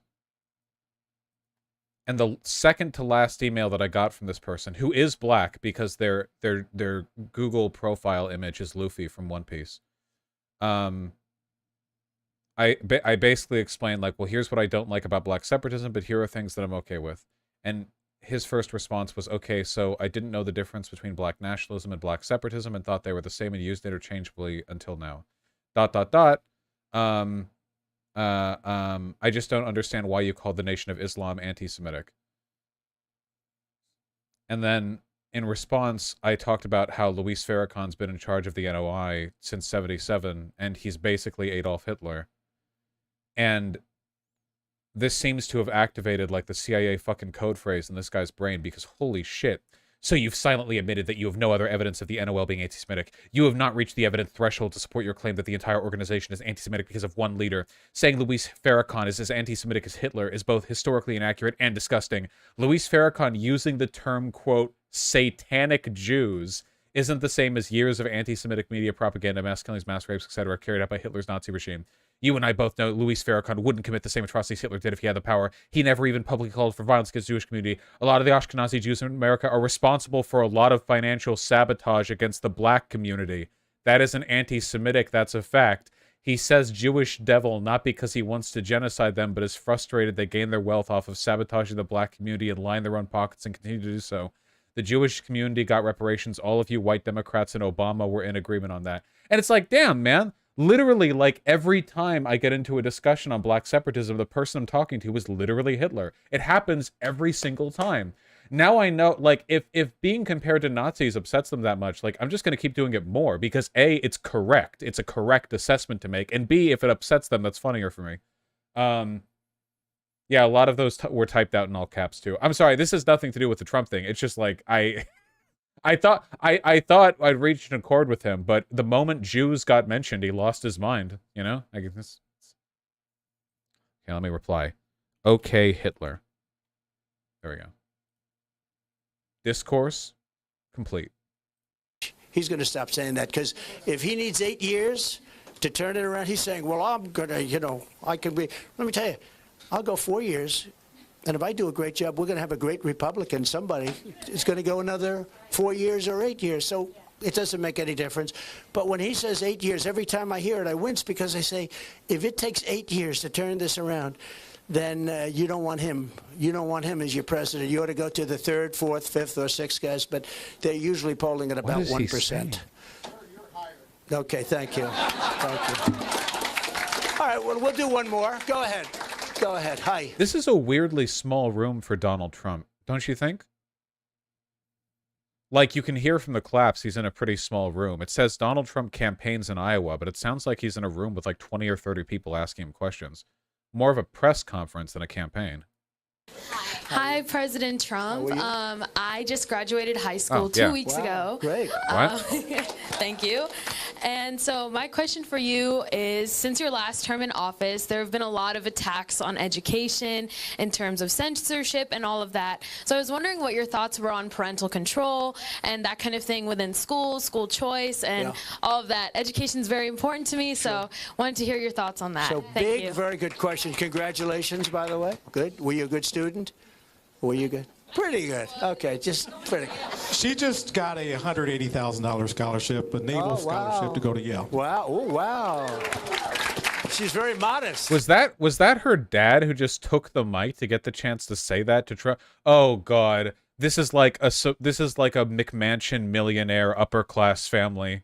Oh God, like, oh fuck, that's so embarrassing. I know that the girl's probably been indoctrinated too, but I'd be fucking mortified if I was in her position. She's very modest. That's fantastic. That's great. Congratulations. Very big on school choice. Can you imagine we even have to talk about parental control and basically having parents get involved? We have school systems that don't even want to talk to the parents about their children. And you talk about changing gender and things where the child can make a choice and the child can be unbelievably young. The country has gone sick. It's gone sick. And I don't like the term woke because I hear woke. You know, it's like just a term that half the people can't even define it. They don't know what it is. But you look at these things like women getting, competed with, men that were men and are men. And they're out there swimming and setting records. You see the records that are being broken? Records that lasted for 19 years are being broken by, 30 seconds. They're trying to win by a 16th of a second in swimming on one of the events. A 16th of a second. They're trying to win for years. And a guy comes along and breaks the record by, numbers that will never be broken.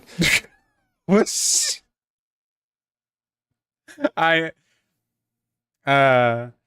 way they talk about trans women in women's sports is always so fucking funny to me because they make it like they're fucking bionic automatons with a flawless human performance, truly incredible stuff.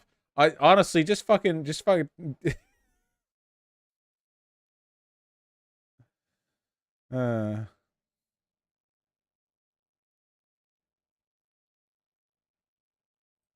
Again, unless you have another guy come along, and then he'll probably have it broken. The whole thing is crazy. I'm not a fan of LeBron James, but I said, if I were the coach of a women's basketball team, I would have the greatest team. I'd say, LeBron, would you like to become a woman? And I'd go to another 4 or 5 big guys, and I'll say, how about we will be undefeated for many, many years. There will never be anything like it. I'll go down as the greatest coach in history. They'll say I was the greatest ever.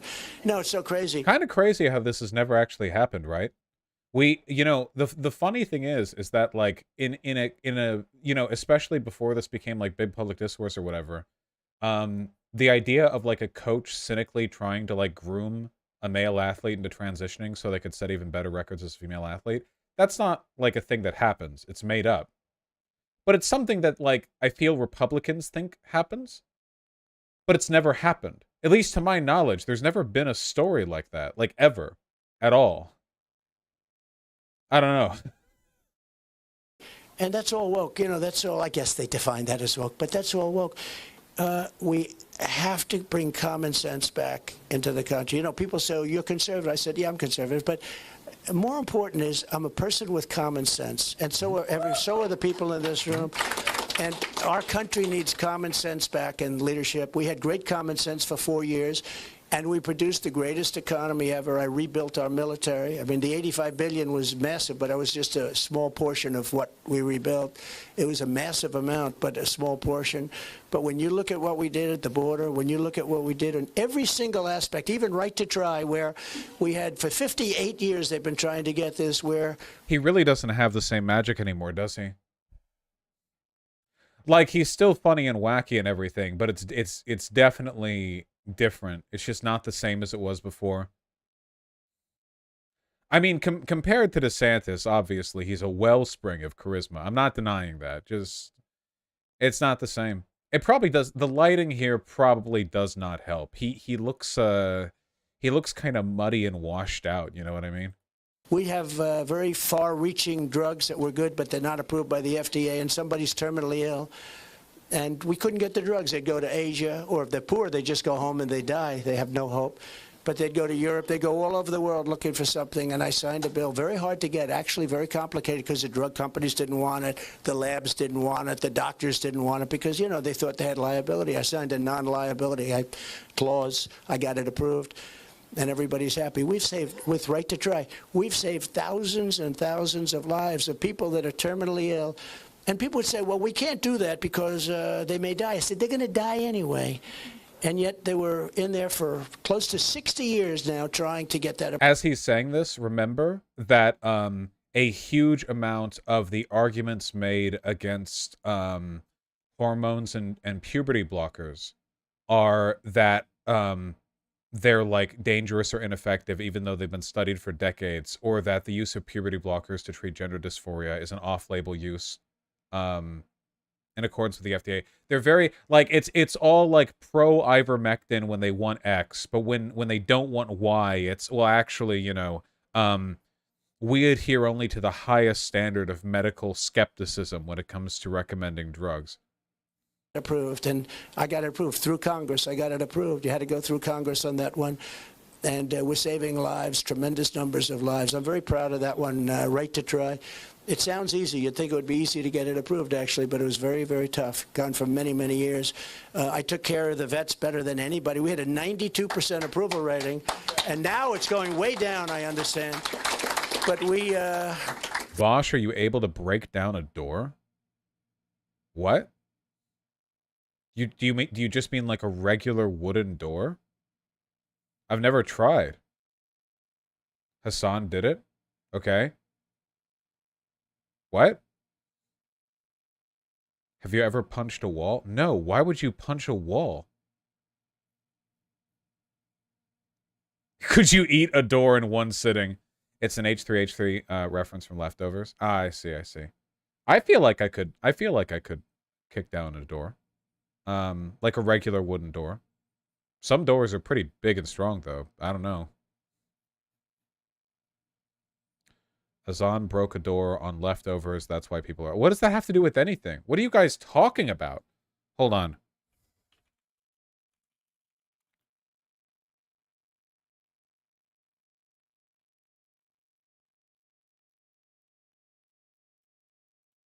Why did he break down a door?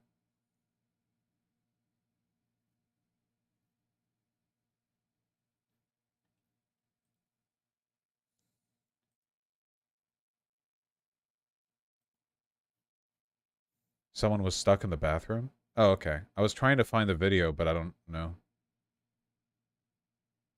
People just want to thirst over you bashing a door because they want you to bash them. I think bottoms don't deserve rights. I agree. Normally, I would agree, but for Pride Month, I will ease up on my anti-bottom rhetoric.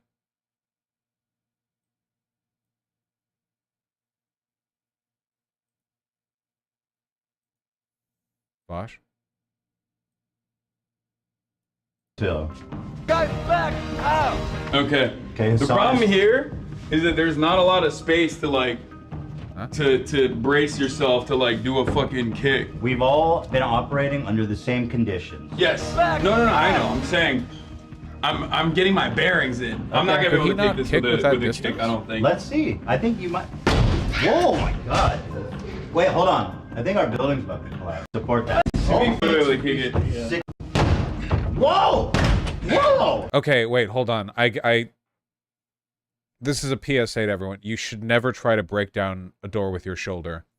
This is something they do in movies because they think it's emasculating for a guy to lift his leg up to do a giant drop kick. You do not want to do this.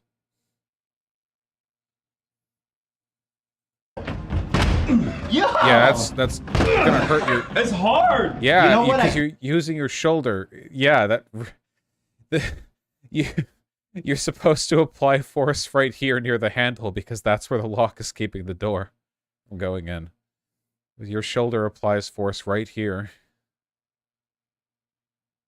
That painting on the wall? What the fuck is that painting on the wall? Wait, where are they?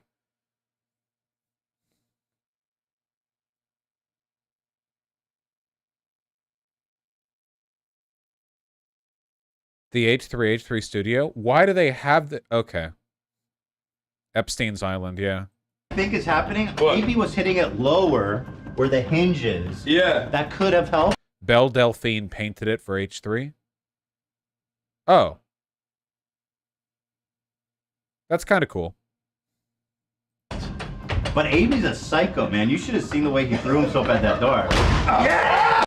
Oh, see, he got... Okay, see, look, he got it because he got it closer to the lock here. He threw himself at that door. Yeah! That's gotta hurt, though. You don't want to do that with your shoulder. You want to do that with your foot.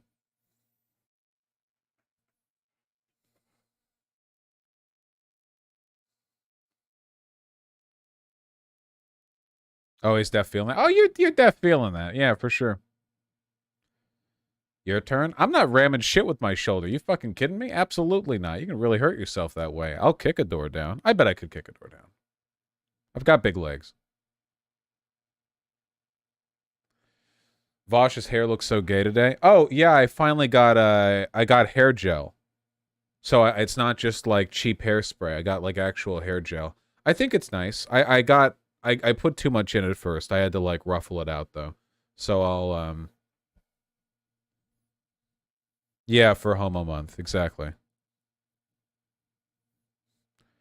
Pomade, clay, gel, or spray. Gel.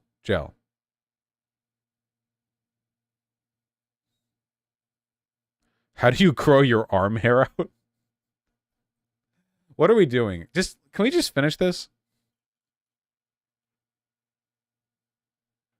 You know, we had a lot of bad people in the VA, and you weren't able to fire them because of civil service and various other reasons. And I got that taken care of, and we let go of 9,000 really bad people. And I also, people were waiting in line for literally months, and some people were becoming terminally ill because they couldn't get something taken care of early. And I said, you wait in line, and you have to wait in line for more than 24 hours. You go outside to a private doctor. We pay the bill, and you get yourself taken care of. We went up to a... Okay, this is jibber jabber. I don't care anymore. Trump is boring when he rambles. I agree. He's boring when he rambles off topic. Did you see this? This is so funny. I'm never getting through these links. What's happening now? What is it?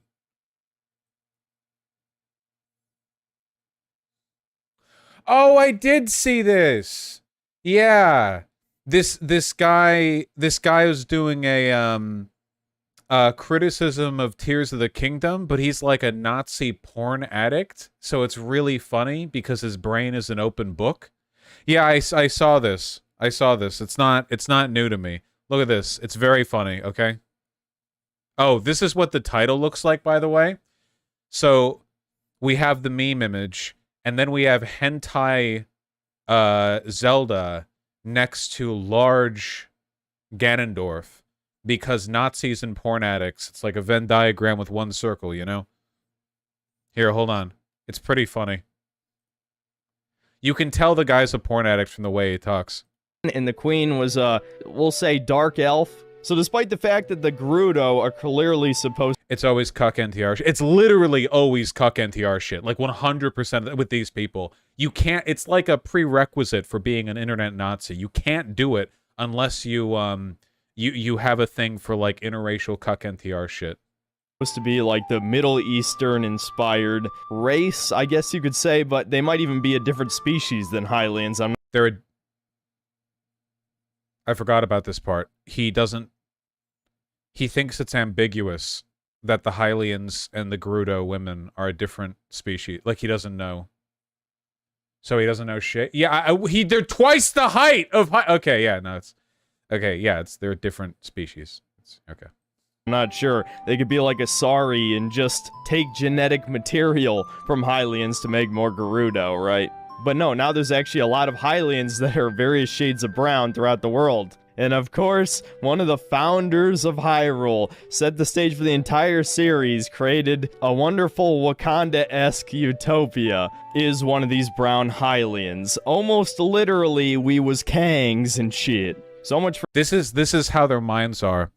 This is all they have. They see the brown skinned lady and they're like, "Oh my god, this is just like all those 4chan memes. Oh my god, this is just like all those drawings that I saw of black people with big lips and wide noses. It's just like, it's all coming back." Like, and that's all they can think about. You know? They tend to be obsessed with Wakanda for some reason. Well, again, it's like they see like a black and white person standing next to each other and like 1,000-yard stare, like they're remembering the Nam flashback. It's just all cuck porn running through their brain at light speed, you know? You know, we call Nazis stupid, but their brain, when operating on the highest processing power of which it's capable, which is when they're thinking about cuck interracial porn, can actually process stuff way faster than you or I can, okay? They'll see like any shit in media, and instantly they've got like 20 4090s up here just processing 4K graphic cuck NTR hentai porn right through their head, you know? It's incredible stuff. It's like a special kind of autism. For Skyward Sword being the beginning of the series, and to dip into the schizo paint a little bit, the king being a goat man, who are the Zonai people who came from the heavens, is borderline satanic imagery. I have no idea if this is intentional or not, but Japan used to be infamous for putting weird Christian symbolism in anime and occasionally video games. He's like one of the Catholic Nazi type, you know, it's the same, yeah. So this could be an extension of that, or again, if you want to take the schizo angle, this is a result of a certain cult organization full of quote-unquote elites that are subtly inserting their propaganda into video games. It is extremely subtle. He when he recorded that, he was like, "Got him. They'll never understand. I'm 10 steps ahead of them." Like I said, that's why I said like his brain is wide open for us to read, you know? He's so fucking unsubtle amount. This is like a big 4chan thing. It's like the normie insider brain rot syndrome, where they're so inundated in the special language of their like own personal psychosis that they think they're a fucking wizard when they slip incredibly unsubtly slip like their insane beliefs into stuff. You know what I mean? I think there was actually even a worse clip of him that I saw, where he was like, oh yeah, here we go. Flags like visiting a synagogue for no fucking reason. And again, can't even get into it or I'll be demonetized, shadow banned, all that shit. But it is weird that we get a mini history lesson on Judaism in the middle of this zombie apocalypse story. And on top of that, a major story point is Ellie and Big Schnoz's lesbian relationship, and how an Asian guy... He recorded that, and he was like, got him. The normies will never see through my deceit. Got it, yeah, you know? The normies will never know. Can you imagine just thinking about race all the fucking time? Like, literally, like, just, that's it, you know?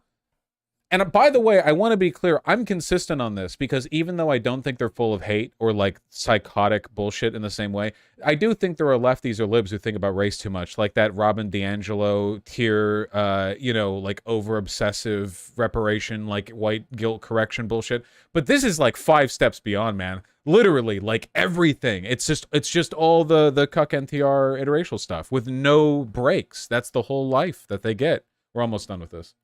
There's all sorts of little nuggets of wokeness, like Paya now having a giant brown boyfriend.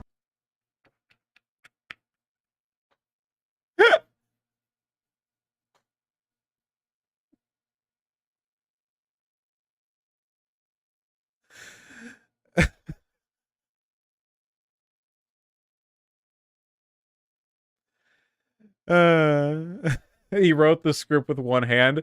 It's all he can think about. No, like I said, at the end of the day, fascism is just about sexual insecurity. Who looks like a Giga Chad in comparison to Link, despite the fact she was thirsting for his dick in the last one. Not to mention the quote-unquote subtle homosexual imagery from Breath of the Wild has been expanded even further in this one, and I already know people are gonna say I'm reading into it. Just Maybe.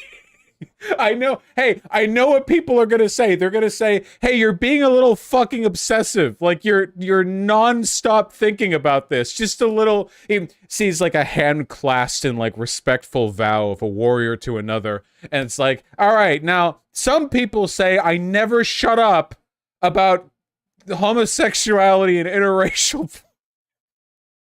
And no kid's gonna see. Look at how mad he looks in the top left too. He's watching and Link is a heterosexual.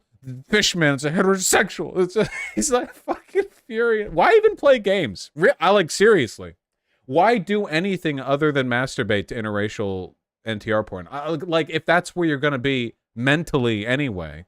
This shit, but that's exactly how you desensitize people and how you groom them, right? You expose them to things. The vow that each of the new sages takes to Link looks like they're proposing to him. And Sidon, the giant shark guy, people already made a bunch of gay lewd images between.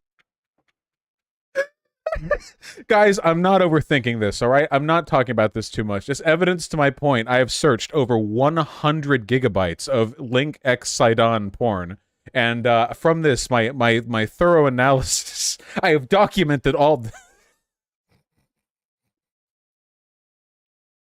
Fine. Oh my god. Why do white supremacists always look like they're the result of 4 generations of inbreeding? It's like I mean, if you're like a mediocre person, you tend to turn to other stuff to give your life purpose, right? People do that all across the spectrum, right? That's not like just a Nazi thing, but like I do think like there is a reason why overwhelmingly it's like fucking losers on that side of things. Porn addicts as well. I genuinely think that like that's got to be the #1 inroad to being a modern day neo-Nazi is being a porn addict and being like really into interracial cuck shit, but like feeling ashamed and then trying to do the whole like Nazi fake trad cat thing to whip yourself out of it, you know? It's so funny. Between him and Link when Breath of the Wild came out. Well, I saw one other clip. Wait, please. There was one other clip that I saw. Yes, please. I'm not convinced. Link was already a cross-dresser before this. Yes! His mind is an open book. Yes, please. All right.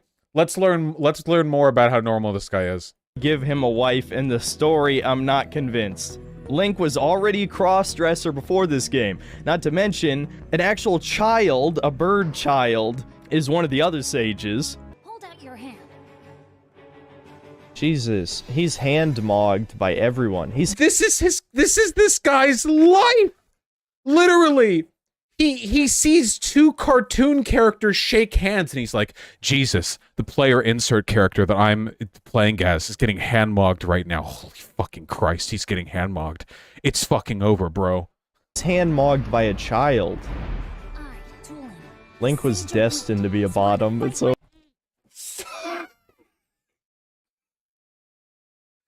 Guys, I think the homosexuality might be coming from inside the house. Live your truth. Over. And Riju's a Gerudo, and if you've seen any of their Rule 34, you know they're usually sporting a little something. Whoa, groomer? She's 17 3/4, you fucking pedo. Also, hold on, 1 second. Seen any of their Rule 34, you know they're usually sporting a little something extra. Come. That's why I'm good. That's why I'm going doing your pussy. As further evidence to how normal I am and how everyone else is groomer and degenerate, I have seen thousands of images of Fuda, Gerudo, NTR, cuck hentai porn.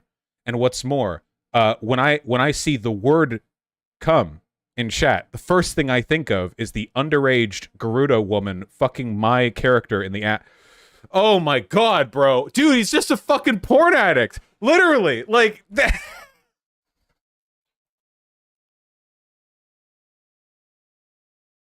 But when I saw this, the thing that really made me laugh is like, this is the kind of guy who thinks he's really fucking smart and slick, and like his like, they'll never catch my Nazi points. They'll never catch my anti-Semitism, you know? When in reality, it's like he's screaming into a bullhorn, you know, that he's a porn addict.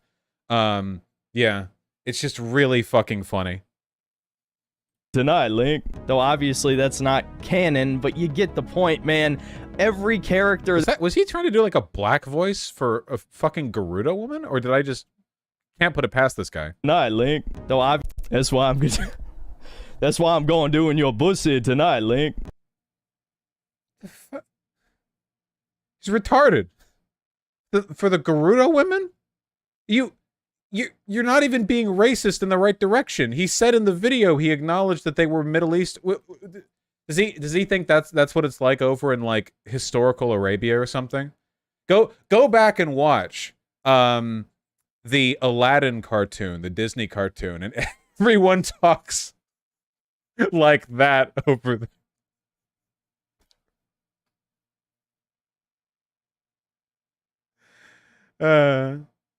Though obviously that's not canon, but you get the point, man. You get the point, man. Listen, I chose to look at a bunch of porn of Fuda Gerudo women, and that like says something about the art, man. Every character that vows to him might as well be male, figuratively. Now, honestly, I don't actually believe that, but it is.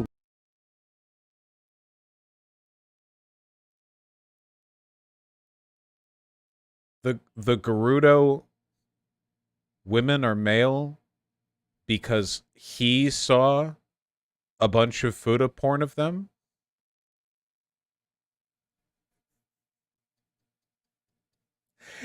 This guy, like, all of his decisions are based on the porn that he's seen. It's crazy. Do you think when he like goes to a restaurant and he sits down to order, he looks at the menu items and he's just remembering all of the like background like image details in images and hentai videos of like, oh well, I remember seeing udon that one time in the one where the black guy came over and became my stepfather. Oh, whoa, oh man, okay, this sushi roll, it looks exactly like that one image that I saw of the, like, food. No, like, really, dude? Yeah, 100% chance he can't order a pizza without thinking the delivery guy's going to fuck him. Yeah, for sure, 100%, yeah.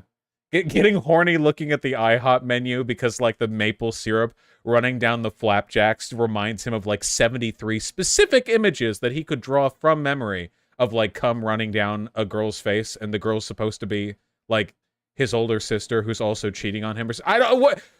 This guy... I don't know. This guy probably... the fucking connoisseur of genres. Weird enough to be eyebrow raising, certainly worth making fun of at the very least. And perhaps more importantly than this weird schizo tangent is the fact that time travel completely ruins the story of Breath of... Oh wait, okay, the last bit of this is literally just him complaining that time travel creates plot holes, which of course it does. Yeah, I remember that. It doesn't even like, it doesn't have a thing. I don't even care to... It doesn't fit into my broader narrative that this guy's cum-brained. Yeah. You're saying maybe they're not say at a point. Well, I haven't finished Tears of the Kingdom, so I can't really say whether or not time travel ruined the whole story. That was great. Yeah, it is sad. That guy seems pretty far gone, and he looks old. Like maybe, I don't know, mid-20s or something. He's not exactly a 12-year-old who got groomed into neo-Nazism or whatever. Like, this guy had to have made a chain of mistakes to get to the point where he's at right now. It is kind of sad, though. Like, he doesn't have to be like that. Can you imagine living your life that way? No, like, I actually mean it. I'm not doing this as, like, this condescending, like, oh, imagine being that guy. I really genuinely mean, like, imagine, like any time you consume media, like, all you have is just, like, it's just porn addiction and Nazi shit, really. It's, like, genuinely sad. I like, there's no way to say this without it sounding patronizing, and I guess it kind of is, but, like, I do hope he, like, I don't know, grows out of that at some point, because I would not want to live like that. Yeah. I always taken this stuff as cautionary. Yeah. Like, you can look at that and go, like, wow, you know, what paths in life might I have taken that could have led me to being that sad? And, like, what, you know, clearly I'm not now, but, like, what can I learn from it? And it's always good to learn from stuff like that.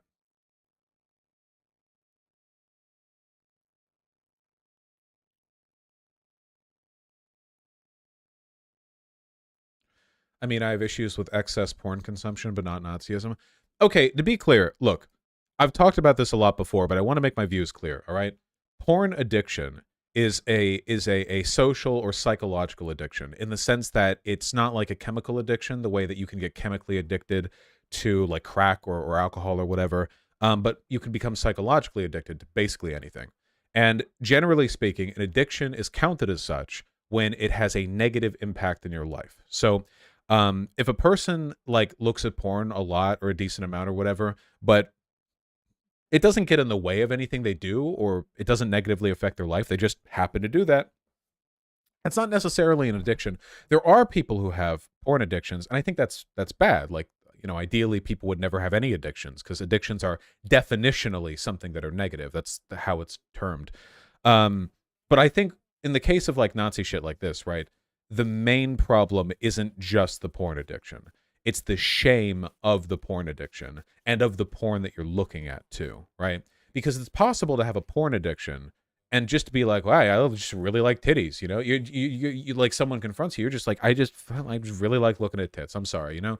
Maybe it can still be a negative effect in your life, but you're not ashamed of the fact that you like looking at big tits. So I don't think you're causing this pathology. I don't think you're building up this weird like knot of insecurity. I've said this a million times before, but like go on 4chan and you will see, at least on Poll or like the associated boards, like a 50-50 mixture of far-right politics, you know, expressed semi-ironically because a lot of these guys aren't even sure if they're being serious, and interracial and transgender porn. And a lot of that is because these guys are deeply insecure of both their sexual identity, their sexual interests, and also like, you know, their sense of entitlement, like, well, why don't I have a girlfriend, you know? And that all builds up and it makes them what they are. It's pretty sad. It's and it's one of the reasons why it's almost impossible to argue with them in a way that'll change their mind, because in their mind, when you're arguing about how like immigration doesn't actually like hurt America, and how like people become less racist the more time they spend with each other, and how the JQ conspiracy shit is like complete nonsense, in their mind, and I'm being serious when I say this, it sounds facetious, but in their mind, what they're thinking about is a black woman, or sorry, a black guy fucking a white woman who they want to be their girlfriend. I know that sounds really reductive, but I genuinely mean it. You can see a lot of this like express itself in racial politics in this country for centuries, and in different versions in different countries, because racial politics vary. But like, that's what they're thinking of. Underneath all the politics is this like deep-seated grievance, and I can't logically argue somebody out of the completely irrational belief that they were like destined to have some like beautiful trad wife white girl, and that's been taken from them by the Jews through interracial, yeah, you know, you have to get at them in a different way. Ideally, by keeping them from falling down that rabbit hole to begin with. That would be nice. That would be preferable, I think. But it's one of the reasons why I've always been very sympathetic to people who used to be Nazis or far right or whatever, who move out of that, because it takes a lot of internal critique to get out of that position, you know, like a lot of internal critique. Like, this is one of the reasons why you have a lot of dipshits on Twitter who pat themselves on the back because they like never had a Nazi phase. But if you talk to them for 5 minutes, they're actually deeply reactionary in a lot of issues.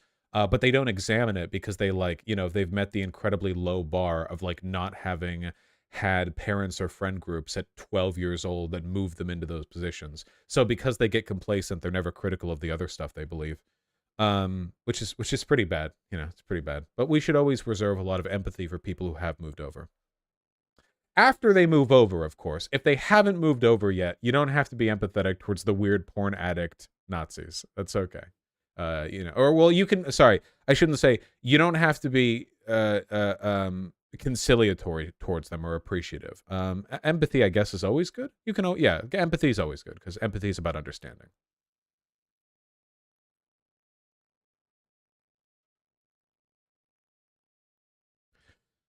So you're telling me all the problems of humanity is because people are getting cock-blocked? Look, I don't want to get too, like, Evo Psych about this, but the main thing that biological organisms are supposed to do before we die is produce offspring. That is literally the thing.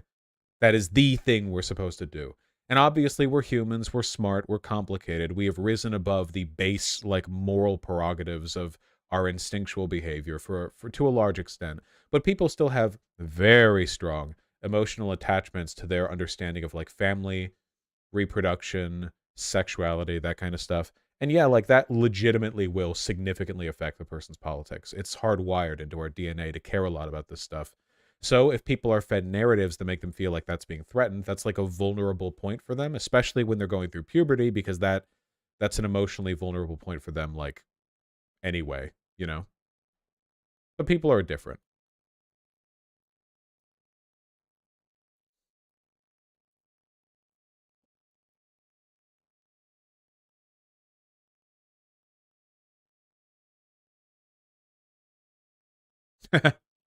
Nice, Koshigal. Yeah, that was a fun little segment. Fuck, my nose itches so much. Oh my god, why?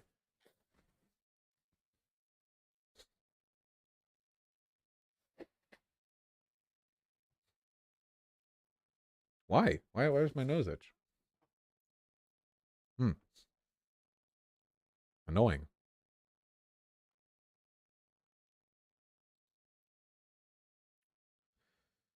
If we legalize prostitution, do you think we could lower the amount of mass shootings? Maybe marginally, but I think there are more fundamental problems there. Did you see that one of those right-wing trans ladies started feeling regretful of her grifting? I think somebody linked the exact thing that you're referring to. A 3-minute Twitter video filmed in a car. Wow, this must be sincere. Oh, I remember this lady. She argued with Noami on TikTok. She said something like slavery wasn't that bad because some black slaves thought it was okay. Naomi, that's it. I'm so sorry. I don't know why I struggle with that particular first name. Yeah, I don't know why. I don't know why. Oh, I guess I should get rid of the pipe at this point. She said a lot of deranged nonsense. Well, she's a trans girl. I think the technical term that doctors would use is passoid young shit. People are talking about this video. 1/3 of a million views. Okay, sure. I'll take a look. I'll bite. Is Naomi the woman who said abortion is worse than slavery? No. This is the woman who said abortion is worse than slavery. Kelly Cadigan. Naomi was the person arguing against that. You know, growing up, I always wanted to be friends with the people who hated me. Just because I wanted to be seen as normal so bad. And I almost feel like I kind of never grew up. And even in my 23-year-old self, I still feel like I'm that 15-year-old that's constantly looking for validation through not just cis, biological people, whatever you want to call it, but just through Republicans. Okay, what am I doing here? If I release a video on my thoughts on this, I will be bringing a enormous amount of attention to something that might have not otherwise gotten an enormous amount of attention. We need a goal going in. Let's be responsible. Okay, so I'm not going to go over all of it, but a lot of the stuff this bitch has said has been pretty fucking dumb, pretty hateful too. She's also come across as pretty dishonest to me. Like not sincerely right-wing, but more of just a grifty type of whatever. I haven't looked that much into her. That's just the impression that I've gotten. And she's, you know, she's trans, obviously, so her being right-wing is kind of not a self-interested thing, at least not in a broad political sense. So I've seen some people say, because I saw people tweeting this, I didn't watch the video myself, that it comes across as sincere. Now, I want to be clear, all right? I have always been, in my opinion, one of the only large people on the left who sincerely believes in the concept of rehabilitation. At the same time, you know, you can never really know if a person is lying, and she's not given me much to trust her on, so I don't know if I'm going to come away from this thinking, oh, maybe she's had a turnaround. I don't really know. So I'm just watching. Like, I'm not coming into this with some, like, definitive, prescriptive set of things to say. I want to see what she has to say. We'll go. use this as kind of like an object lesson in the politics of rehabilitation. In general. And I don't know why. I think it's through me just needing to feel accepted, wanting to feel like I'm cared about by people who don't want to care about me. I don't know why I've always needed that. Oh, the only context I'm aware of is that I have seen a bunch of tweets of her arguing with right-wing people. I think she said something along the lines of like, you know, hey, I'm trying to reach out to you guys, but can you stop calling me a trans-identified male? I'm a woman. And guys, you're not going to believe what happened after cultivating a right-wing audience.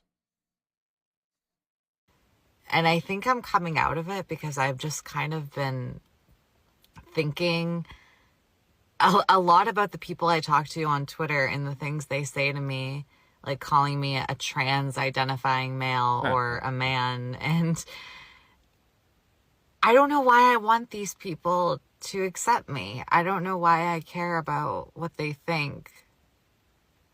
And I think I'm starting to care less. And it's funny, when I was a kid and this happened, my friends that were my friends, they didn't want to be friends with me anymore when I started treating them like crap to try to be friends. Sorry, my phone died. But my old friends, they didn't want to be friends with me once they found out I was ditching them to try to get in with the cool crowd. That's how you know she's a woman. Right there. I think the phone died. Sorry. And it feels like if the same thing's happening again. I ditched the left to talk about how I felt on the right, and I think I'm just starting to see the reality that, like, the people on the right don't actually care about me. My immediate impression of this is that this is actually pretty sincere sounding. I mean, obviously I can't know for sure, and I'm not an expert on human behavior or anything like that. Normally, in my experience, this is like a very general rule. This is like a very general rule, okay?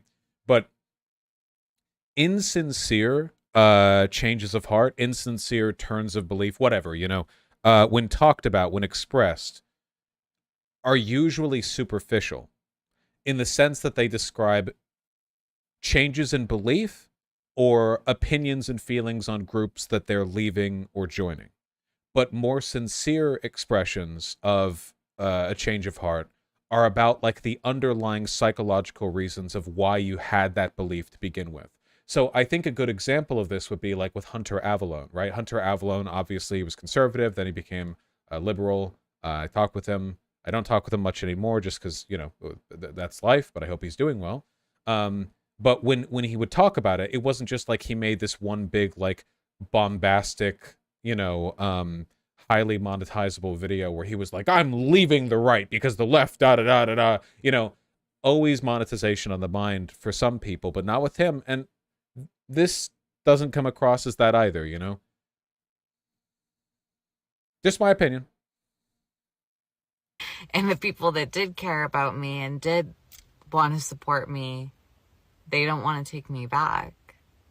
And I can't even blame you guys because of all the awful things I said. I said so many awful things. All because I just wanted to be accepted. It felt good. There's one other thing that I want to add too, and it's that this comes across as a dig to her. I don't know how mentally stable she is. This isn't about her being trans, by the way. I mean, like, just mentally stable. Sometimes people who are not mentally stable will be accused of being dishonest because their positions and behavior will vary or flip-flop or kind of like oscillate, you know? When people don't recognize, like, that can be a part of the sincerity. You know what I mean? In my experience, oftentimes when people make like a short, rapid set of statements or express their beliefs or just act in ways that kind of like vary a lot, oftentimes that's just because they're not that stable of a person, more so than because they're doing some kind of like four-dimensional chess hypergrift. Now, I don't know if she's doing that here.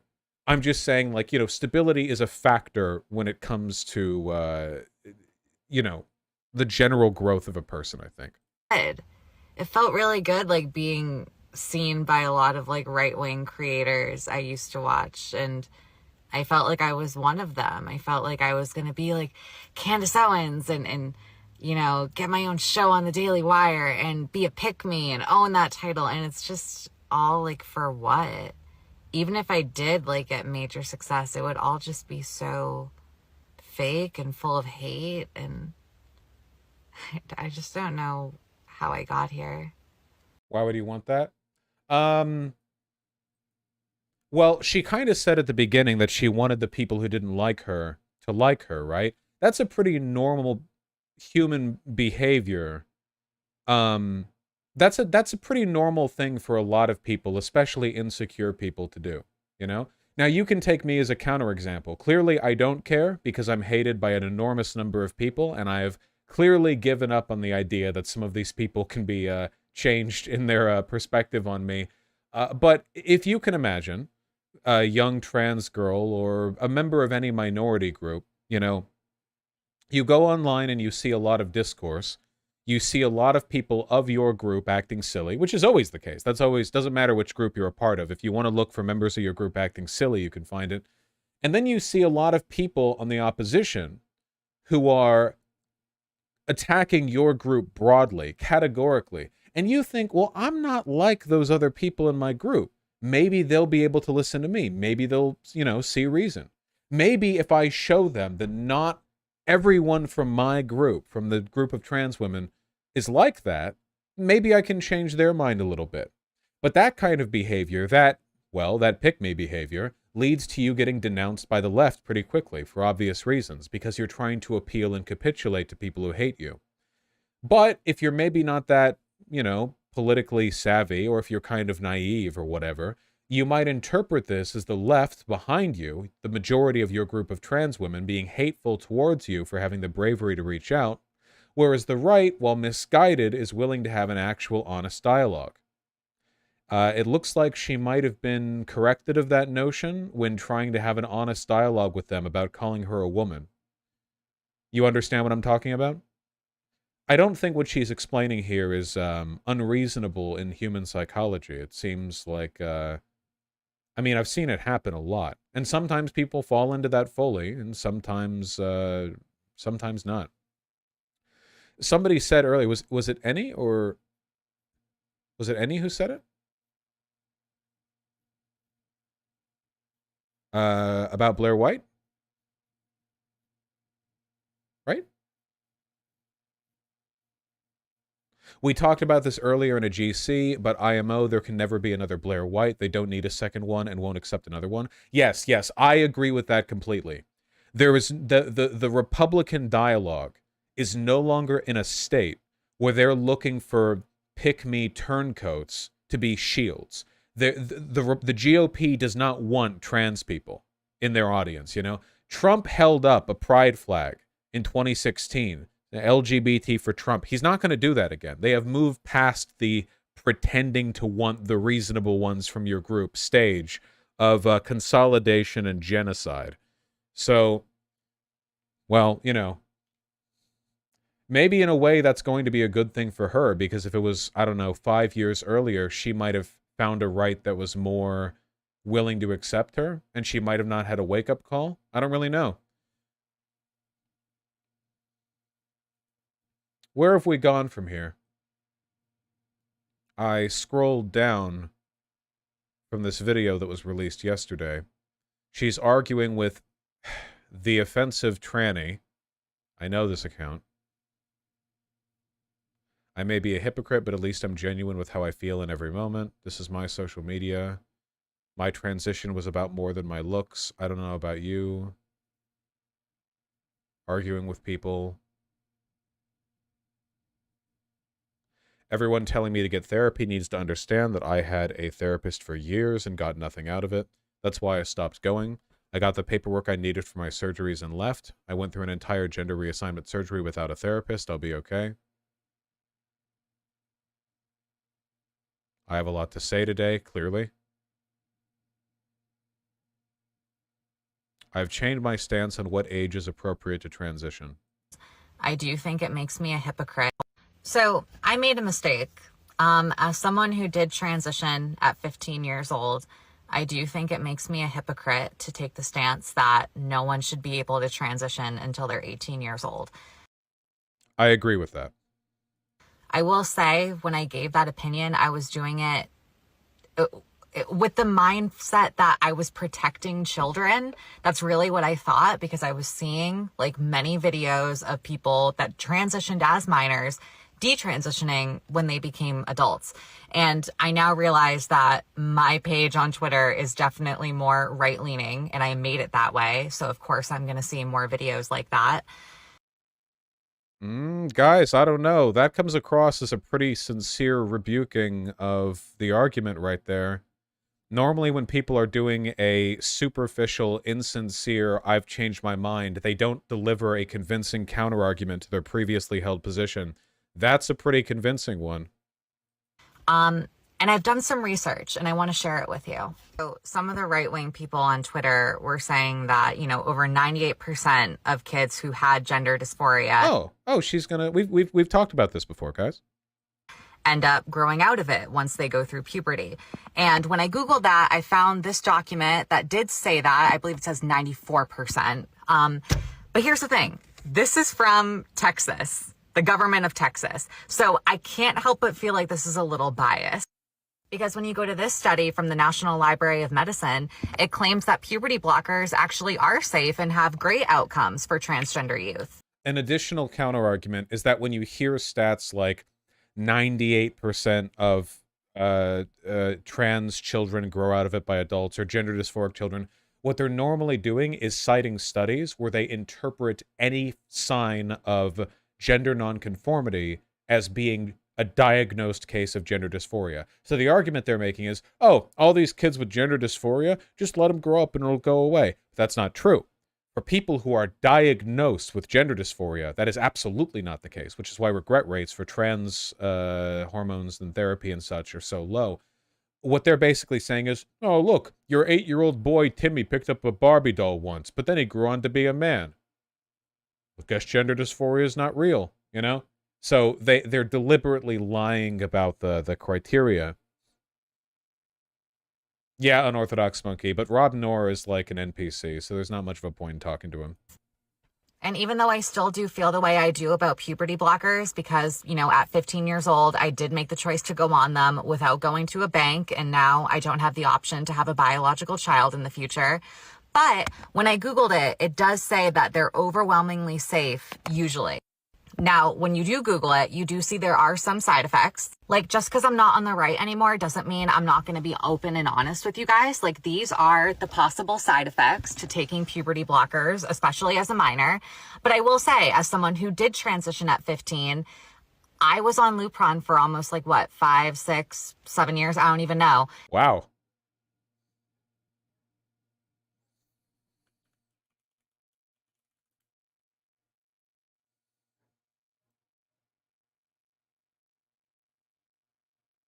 Huh. Man, the young shits really do like to kick the ladder out.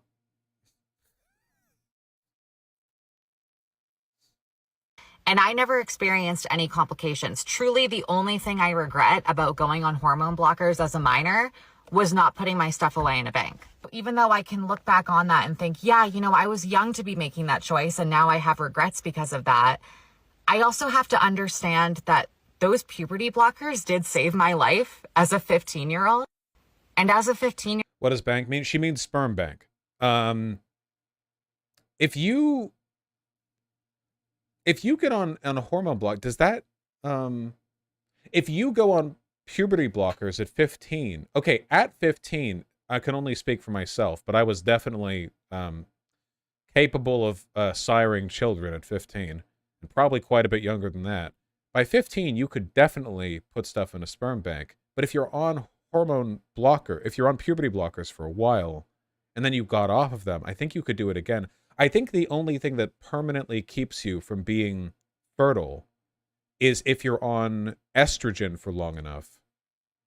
Or is there a way to be on puberty blockers long enough? I'm not sure. At any rate, I'm pretty sure that doctors are pretty clear when talking to you that this is something you should consider. Year olds, I did make the right choice. Do I wish I went to a bank? Yes. But in terms of my gender, I became who I am and look the way I do right now because of those blockers. And it's so hypocritical of me to tell children that they shouldn't have access to those blockers as well. Not necessarily children, because I This is a reminder to trans women in chat to voice train. Quit being lazy, you stupid piece of shit. All right, continuing. still think you should be older. But maybe we should start making it so you have to be like 14, 15 years old before you can get on blockers, because that's when puberty does start. And you should have tons of therapy, see a therapist and a psychiatrist before you go on any medications. My opinion's changed, and I'm sorry to you guys for being a hypocrite.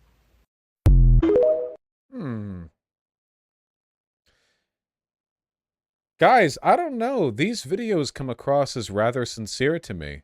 I'm not magic. I can't know for sure if a person is being disingenuous. Now, how much do I care about her specifically? I don't know that much about her, apart from the little bits that I've seen online, people complaining about her. So this isn't really about her. But I do think it's important to have a well-developed capacity for accepting the possibility for people to change in the positive. You understand what I mean? Whether or not you care at all about her, it's about it's about you know, being willful enough, being mindful enough to always keep in mind people's ability to grow.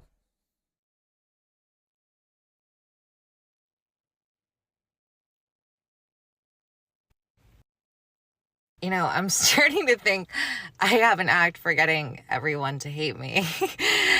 I'm sold 100% of ex-right-wingers tend to anchor with empiricism as a way of coping with their recent breakdown of their perceived reality. That's actually a good argument.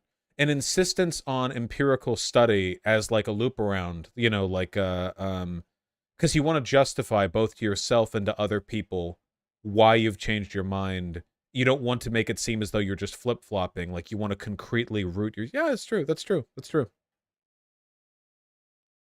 I'm quite good at it, honestly. I don't even know what to say. I don't want to do the wrong things. I don't want to be embarrassing. I don't want to be hateful, but I was hateful. I'm not laughing because it's funny. I'm laughing because, like, genuinely, like, I don't know what to do. She could stand to go see some a therapist, maybe. She probably has the money for it. In the middle of my manic episode. Oh, so she agrees. Nice. Okay, well, you know.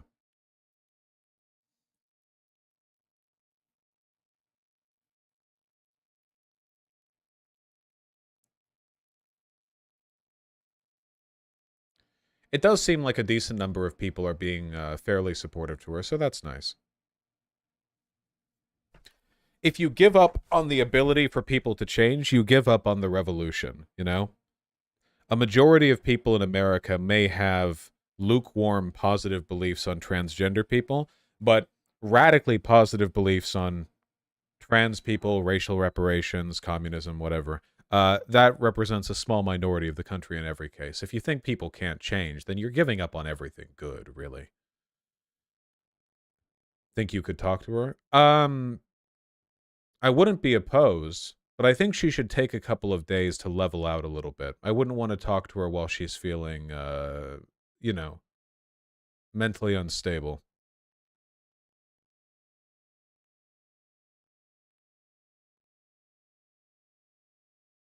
A lot don't, Alec Gunter. That's true. A lot don't.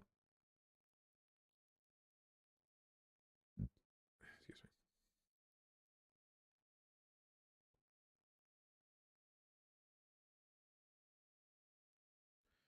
She likes attention. I'm sure she wouldn't mind. Liking attention isn't necessarily a bad thing, you know. I like attention, obviously. So guys, Andrew's just released a new... Sorry. Andrew Tate interview with the BBC. What is this?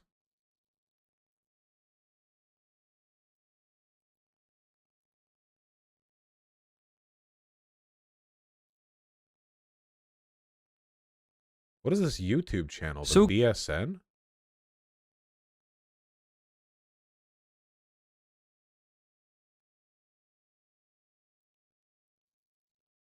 This is just an Andrew Tate channel that is notably not getting very many views in its videos, except for the recent BBC interview and everything associated with it.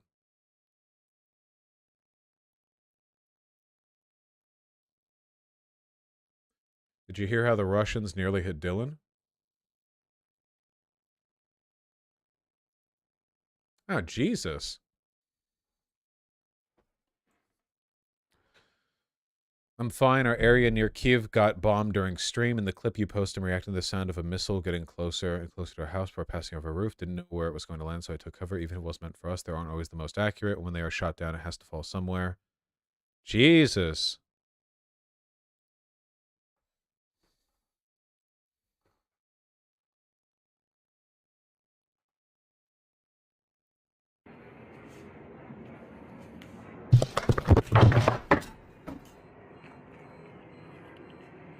Intervention in Mexico.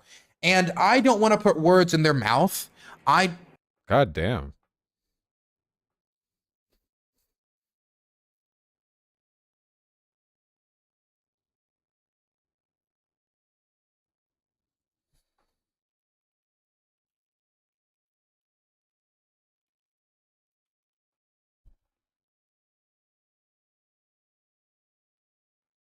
Oh, remember when people psyoped about that McDonald's in Kiev? Well, yeah, and pro-Russia people have been doing that for the entire war, where they'll find like one corner in the entire massive country of Ukraine that isn't currently on fire, and they'll be like, you know, I thought there was a war on. There are a lot of people, like, the conspiracy line they seem to be pushing is that the war is literally not happening, which is, like, you've seen that?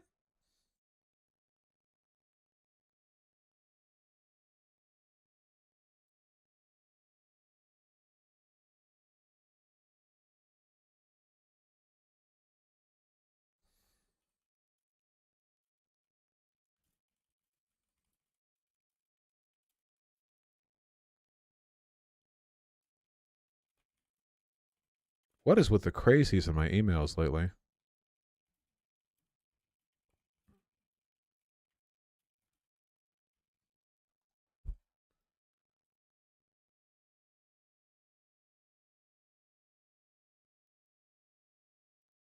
They've been so bad lately. I've had there have been like 4 or 5 really insistent people who have emailed me like trying to fucking have an argument with me about like the whole just everything involving the black separatism, all the drama on Twitter, all that bullshit. I mean, I assume it's like a bunch of like black 14-year-olds who consider themselves part of the revolution, so they're, you know, powerless in real life and they're like taking it out on me or whatever. By taking it out, like being annoying in email, but yeah.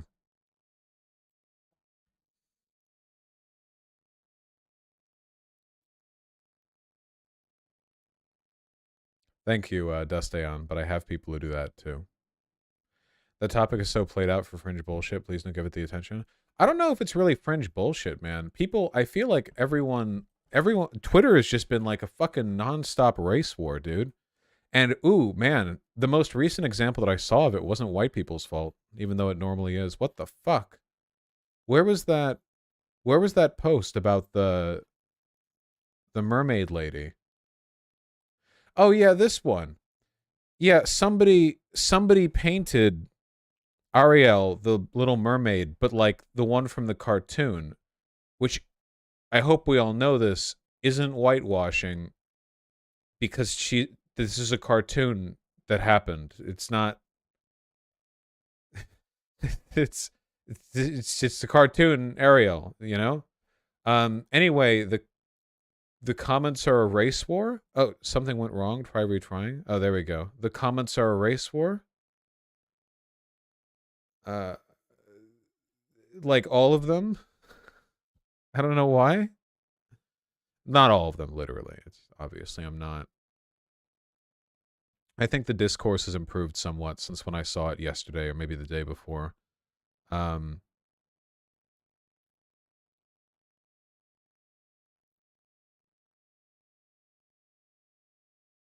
don't know, man.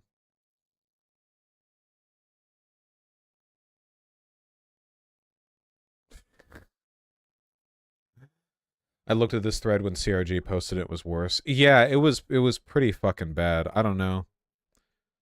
I guess everyone wants a race war. Pretty crazy.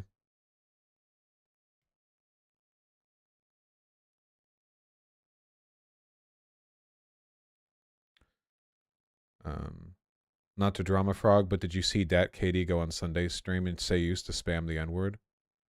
Well, Dat Katie is a fucking retard. I still can't even tell if she believes anything or if it's all a bit.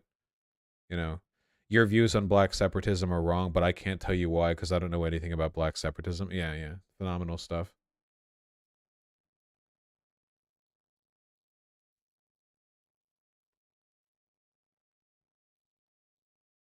I don't know what this is, Bellata. I have no idea what this is. Theranos CEO. I don't know what this is.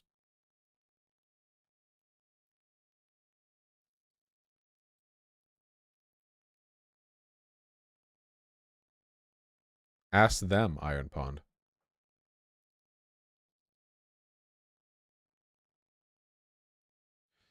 Vosh, people have a hair trigger on calling this stuff racism, and to be fair, I could totally see somebody doing art like this specifically to elicit the response. Yeah, but like if we go into all of this with negative expectations like that, then the race war will be eternal and ongoing, you know? I feel like people are really fucking hyped up for it right now. I mean, I guess they always have been, right? You know?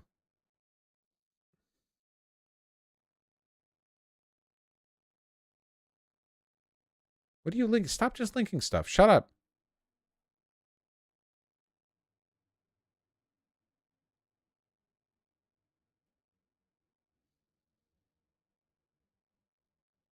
I mean, the South fought trying to... Yeah. The BBC uploaded highlights of the Tate interview.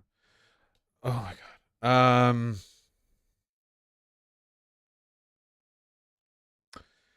Also worth noting, this is Twitter bullshit, and the vast majority of people are off Twitter, so they don't think this way. Okay, this is... Okay, do you guys remember how a long time ago I said that, I was actually tired of people on the left making, like, cracker and mayo jokes and stuff? Not because I mind the jokes, but because there are a lot of people who actually do seem to hate white people, and they are hiding behind the jokes, and it was causing a smokescreen effect, where there were people who would just, like, make cracker jokes that mean nothing and are obviously a joke, and then there were people who... Yeah, this was years ago. I feel like this problem has gotten worse. Yeah, man. Jesus, fuck. Oh, God. It's like, this is... Well, you can't let people have any fun, right? You know? You know, people... You have cracker. The term cracker. Deeply harmful against white people, sure. But you let black people have it as a little treat. They have so little else. You know, systemic racism and all that. Okay, fine. You can say cracker. And then you... blink and you miss it, and now people are using it to like fucking spur actual discourse on racial antagonisms on social media. What are you doing? That's not the point.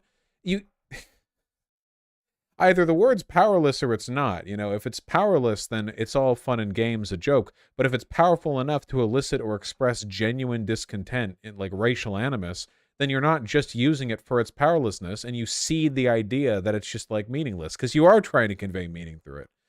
Dumb. This is why you can't let anyone have fun. Nobody can be allowed to have fun. It was like with white people for all of the internet in between 2011 and 2019. The whole thing was just, hey, bro, this racism isn't racism because it's ironic. Bro, it's satire. Satirizing what? They didn't realize.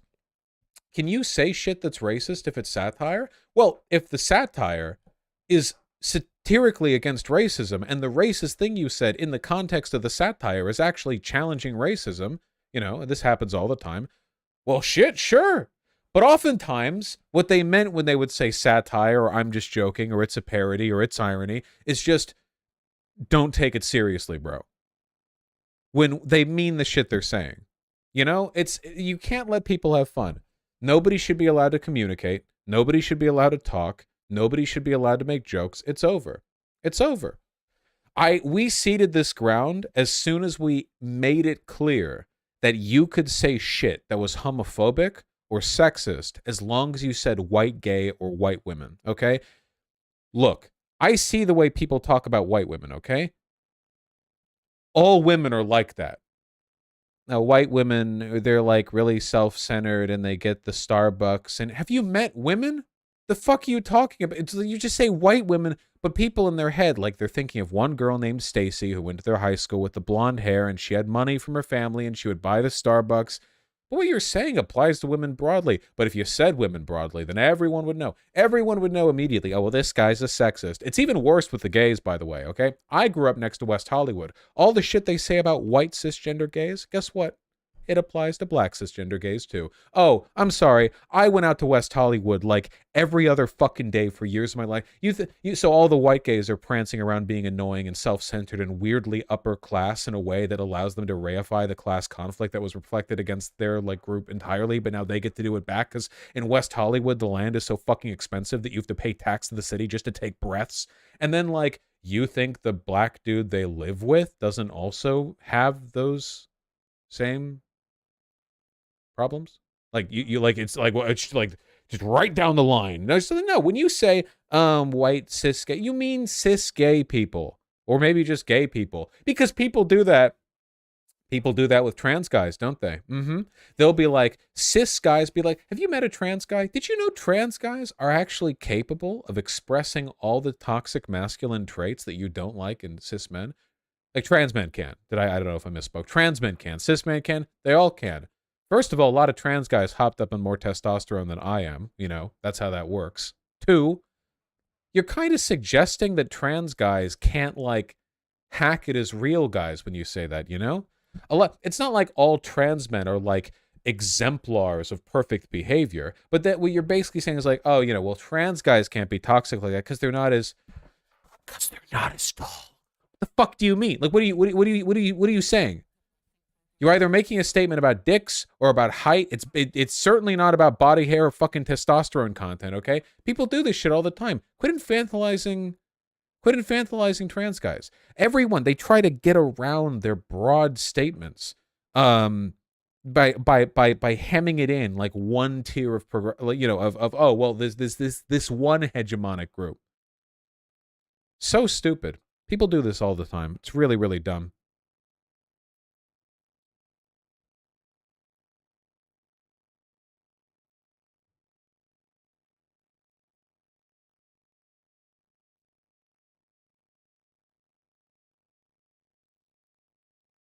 Yeah, Zondo21. A lot of the black guys that I've talked about, or like the broader tendency, are super weird about race mixing. Race mixed people are the real victims of this tendency because they get treated like fucking subhuman by these guys. Now, to be clear, there are tons of white racists who also don't like mixed race black white people. But we condemn them on the left. Whereas on the left, if you're black and you're against interracial marriage or children or whatever, you're fine. The left has nothing to say to you because ultimately left discourse is controlled by white people. White people control that. It's not, however, how much you may hear is like minorities. It's not, it's white people. And white people on the left are giant cuckolds who are too afraid to call out racism categorically. So instead, they can only call out white people and racism as it's associated with white people. They don't examine the underlying prejudices.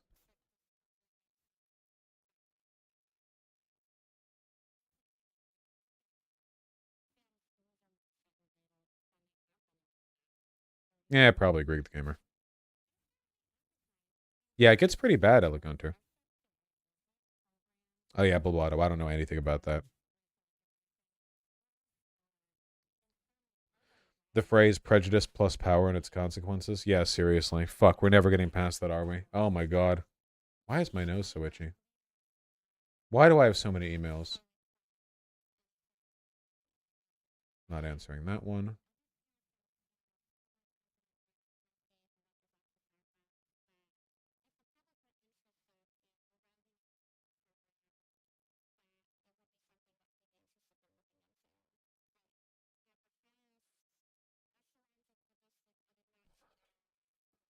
Just gonna call this black guy racist. stop responding to him.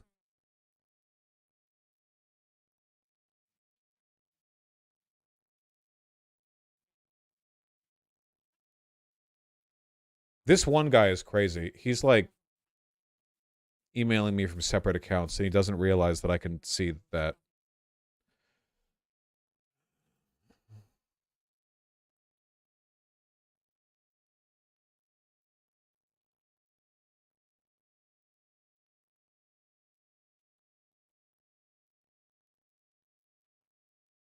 Didn't you already drop OK Hitler? That was a different person. The reason I'm checking my emails is because I've given 2 people the opportunity to come on this stream today. But you know, people don't respond fast enough.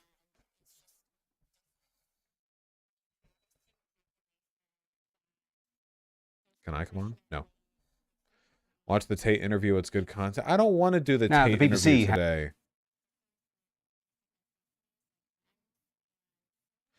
Frankly, I think it's disgusting that the BBC even did interview him. There's no ambiguity to Andrew Tate's beliefs. There's nothing hidden. He had like online shows where he talked nonstop about everything. The only thing you can do is give him attention. But the BBC fucking hates life and hates us and hates everything, so whatever. Yep.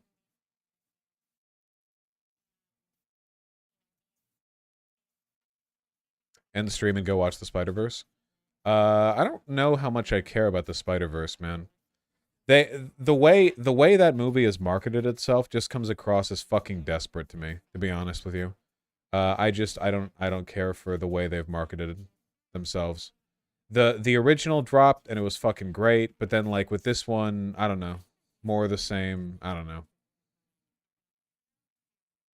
It's about as good as Guardians. That is not encouraging.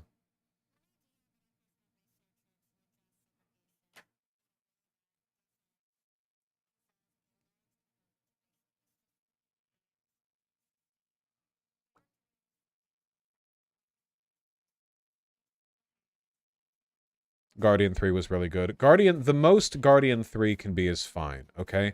Guardian 2 was good. The Guardians franchise as a whole is better than most Marvel shit. However, it's also terminally soy, and I'm afraid you're not going to convince me otherwise.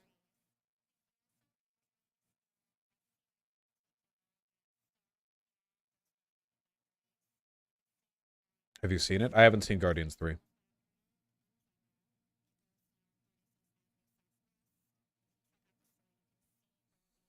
Love Bosch media takes. They're always so bad. Yeah, yeah.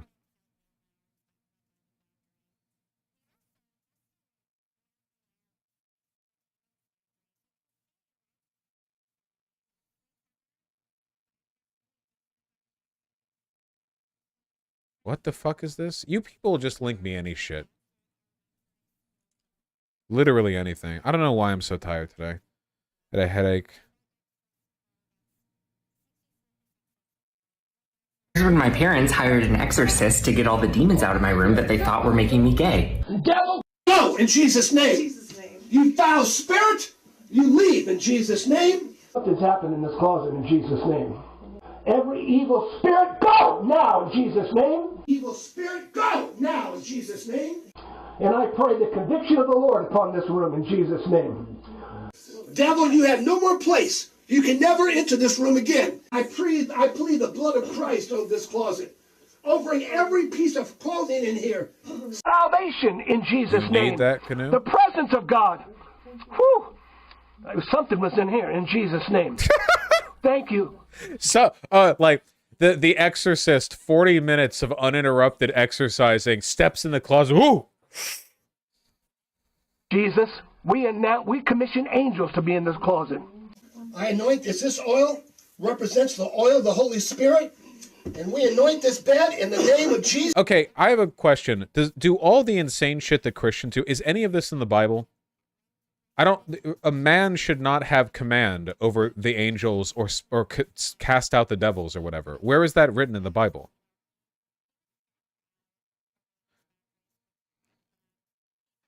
Not even remotely. Okay, yeah, like that's not.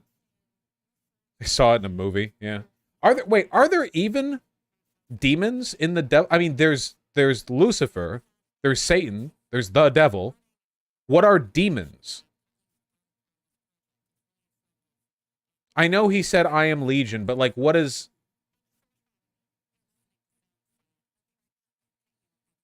Jesus casts out demons? Does the Bible even talk? They're just fallen angels?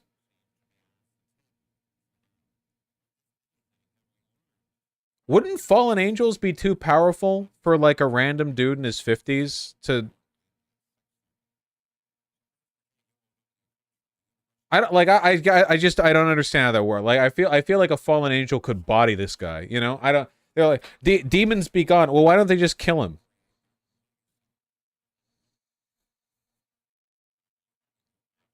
See, people in chat right now are giving me like contradictory answers. Yeah. So I'm just good. It's all bullshit. You know, that's what I'm gonna take from this. Okay.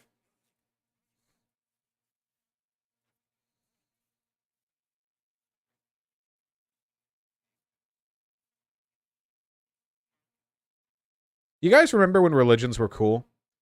You know what's really cool? Shintoism. Because you would go down to a river, and it would be like, bro, be nice to the river. There's like a guardian spirit inside it. Really? Yeah, you just can't see it. Oh, cool. Thank you, river. And then you turn around. Like every rock would have a spirit. Hell yeah, bro. None of this weird, fucking, stupid Christian mythology bullshit, okay? There's just like little dudes. It's like in fucking Princess Mononoke. All the little forest spirits that look like Koroks.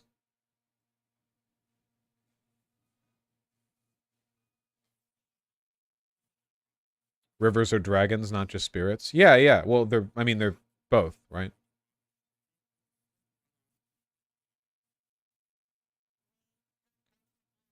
Isn't Japan home to like a ton of financial cults? Listen, maybe. Jesus, that every person that touches his bed shall be saved. Yes, Father. In Jesus' name. In Jesus' name. Okay, can we at least acknowledge the fact that Christianity's mark on America is disgusting?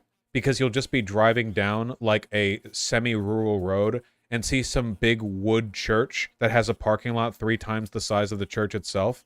And then you go over to Japan that's like, oh, what legacy has Shintoism left in this place? And it's actually like, fuck, misclick. It's actually like, oh, fuck. It's actually really fucking cool, you know? Oh, what, you know, you got fucking Shinto shrines all over the goddamn place. Hell yeah. Nah, there's nothing soy about that. These are objectively fucking cool. Even in Tokyo, man. Even in Tokyo, there are like portions of the town that have been carved out and left to be Buddhist or Shinto shrines or whatever, you know? It's so cool. A lot of historical culture or respect. I don't think there are any like Baptist churches that hold a candle up to this. Hey, do you remember the gigantic rope creature from Sekiro? Look, that's a thing. They just like their big braided ropes. Why? I don't fucking know. I don't get it.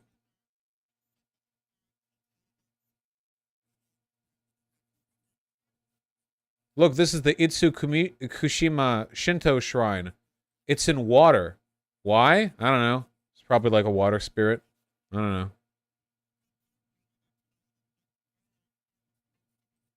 What are we talking about? Shintoism was the state ratification of animism that was already present in the folk culture and the Ainu mythology. Yeah, so it's putting on its folk culture, putting on its big boy pants. I would say that of the 3 dominant religions that have hold over Japan, Buddhism, Christianity, and Shintoism, Shintoism is the one that makes Twitter artists draw the coolest things, okay? That's my position. In Jesus' name, I feel that. That's the Holy Ghost giving us direction. Hallelujah. Thank you, Jesus. Thank you, Jesus. If you jet ski through it, you complete 1 out of 50 challenge locations scattered around Japan. Yeah, what Baka Gaijin don't realize is that the Shinto shrines all over Japan, that like 10 million of them or whatever, are actually individually numbered goal gates that you have to race through sequentially. And if you do it all in time, you become emperor. That's actually how they decide it. You know, they keep the process secret, but in reality, like every emperor had like a 3-mile sprint across Japan where they made it through every gate. I would say this other side's had just as much shenanigans. Well, that was fucking wild. No, are you gonna go back to Japan and come emperor? No, I'm too fat to run up those hills.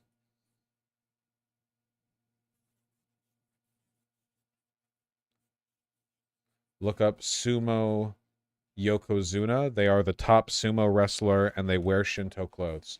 Okay, so what you're telling me is that in Japan, if you get an exorcism, this guy will show up to your house and suplex the demons.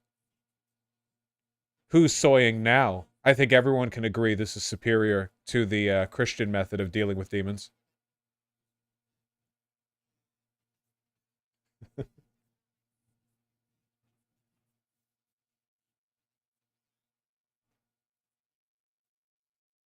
Japan made being fat a sport. No. Sumo wrestling requires an extraordinary amount of athletic skill. They're not just fat. I mean, you can even tell looking at that guy. He's got a shit ton of muscle there. Yeah, sumo isn't about being fat, which is easy. It's about lifting fat people, which is hard.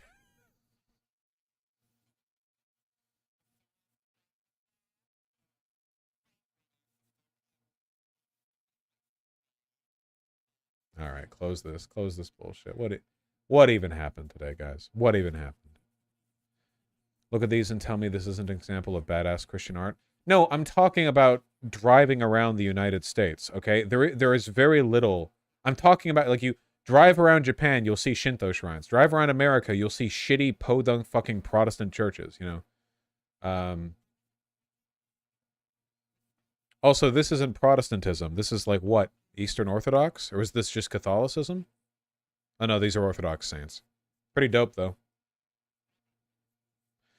Exorcisms are a part of the Bible when done by apostles. Then the man who had an evil spirit jumped on them and overpowered them all. He gave them such a beating that they ran out of the house naked and bleeding.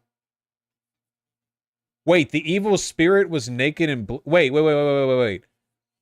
The man who had the evil spirit jumped on them and over... No, okay. The evil spirit led the guy to do that. Okay, sorry. I read that initially as like they beat up the evil spirit and he fled. Okay.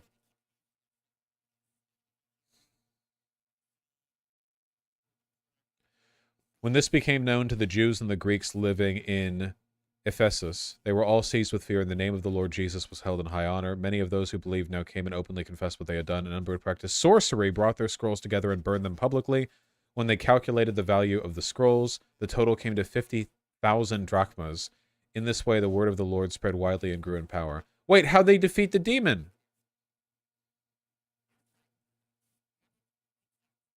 Some Jews who went around driving out evil spirits tried to invoke the name of the Lord Jesus over those who were demon-possessed. They would say, "In the name of the Jesus whom Paul preaches, I command you to come out." 7 sons of Siva, a Jewish chief priest, were doing this. One day the evil spirit answered them, "Jesus I know, and Paul I know about, but who are you?" Then the man who had the evil spirit jumped at them and overpowered them all. Wait, then how did they lost? These guys got fucking their asses beat. Also, I think it's really funny how Catholics and everyone Christian has been super fucking anti-Semitic. And then when you read the Bible, it's like all Jewish people because Jesus was a Jew and the people around Jesus were Jewish and they were all Jews. And it's like...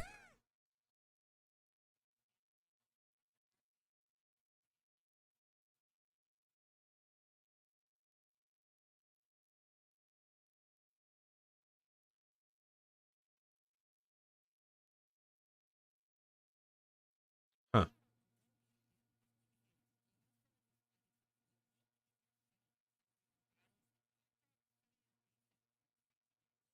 Do Christians ever explain why God doesn't just delete Satan from existence? It's literally omnipotent. Yeah, it's really retarded too. This is why the old religions are better, because it's like, bro, why does Zeus not simply defeat the Titans?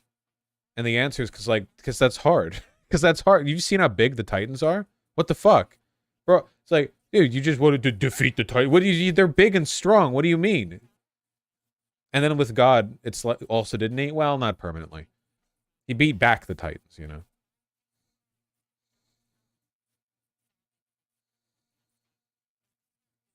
Didn't he beat the Titans? Yes, but they were locked up. But it was hard, okay? But God should be able to just delete Satan. Why do they say it doesn't happen? Well, they say it doesn't happen because you need bad to test life. I don't fucking know. I don't. It's some stupid shit. Contrived bullshit. If it wasn't a fucking story, no one would believe it.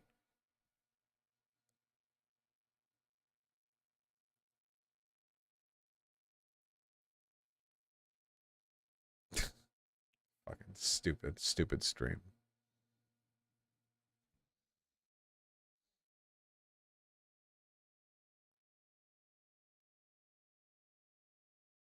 You need all the Dragon Balls to defeat Satan. Yeah.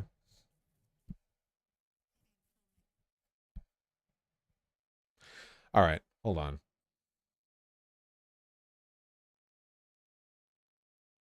Okay, we're not getting this guy on stream today.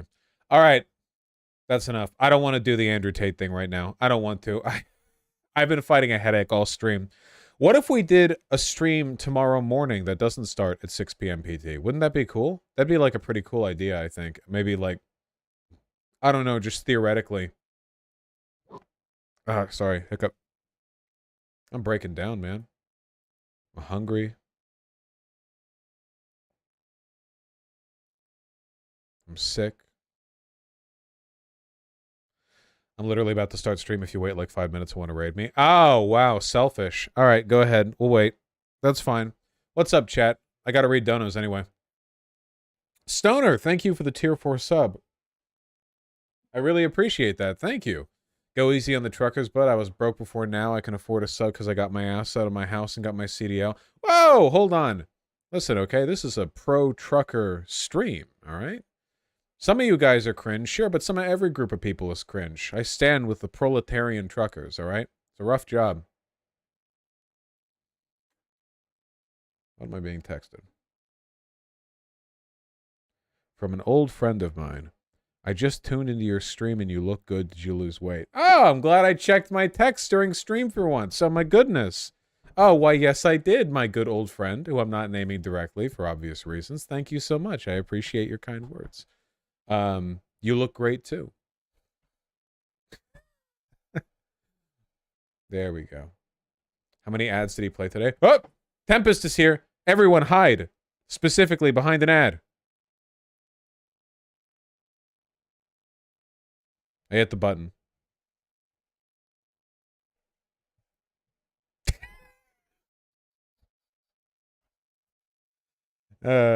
Slams the ad button.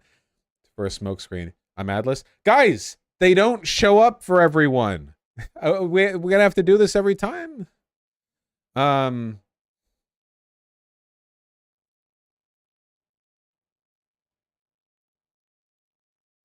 Kaido 25. What is this? All we ever talk about. Conservatives are fighting transgenderism wrong.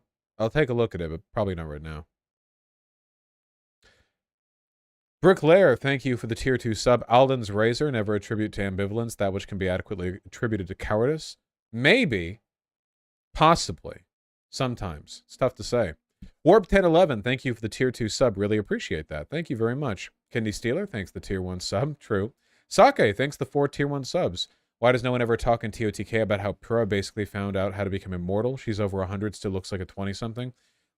Listen, man, people are all comfortable entering the karmic cycle of birth and rebirth, all right? They're having a good-ass time. With the additional tier 4 sub, never forget the last OK Buddy Vouch segment, 42623. We'll get to it eventually, friend, okay? I promise, all right? I love Rhea. Thank you for the $5. Congratulations on the 5% pay rise your unions got in Australia. Yep, joining unions, pretty good idea. Stoner, thank you for the additional 20 bucks. Really appreciate that. Just got my CDL last year, finally making good money. Wanted to thank you for helping me understand my trans family more and pass along my good fortune. Oh, hell yeah. Somehow that's even more touching. You know, I get a lot of people saying, thank you for helping me defend my trans identity. Thank you for helping me realize I'm trans. Somehow, thank you for helping me understand my trans family. That's not one I hear as often. Thank you. That's very kind of you. I hope things are going well. Enjoy your CDL. Sake, thank you for the 4 tier 1 subs. Thank you very, very much. It's a goddamn TOTK meme. Well, at least it's not 5 minutes. What's up?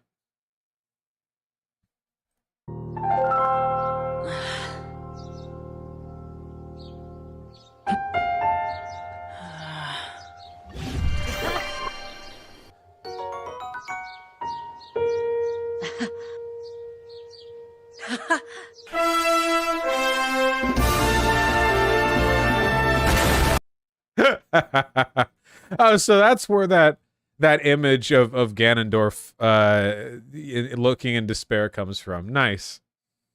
Fantastic. That's good. I'm probably going to be done with TOTK pretty soon, and once I am done, I'm going to levy a scathing criticism, all right? I'm enjoying the game, but you guys can go to any fucking soy YouTuber you want to hear about why the game is good, all right? I've got to talk about why it's actually bad. I like the game. It's not actually bad, but I'll criticize it. Londi the Elder, thank you for the incredibly kind $19.84. Have you gone over the slightly worrying anti-drunk driving technology that's supposed to be installed in new cars by 2026, part of Biden's infrastructure bill? No? Sure, Tempest, hit me up. What is that? How anti-drunk driving tech will still... What? Mandate cars to equip... or car companies to equip cars with...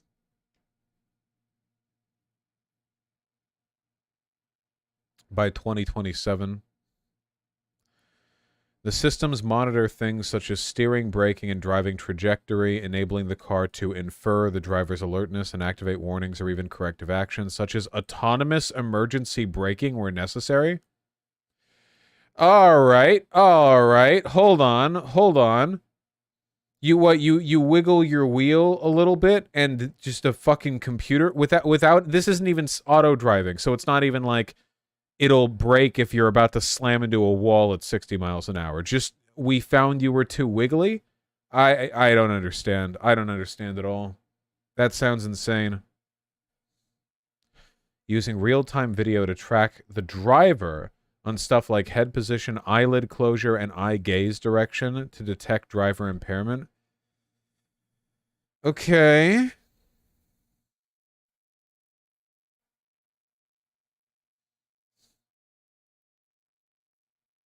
All right.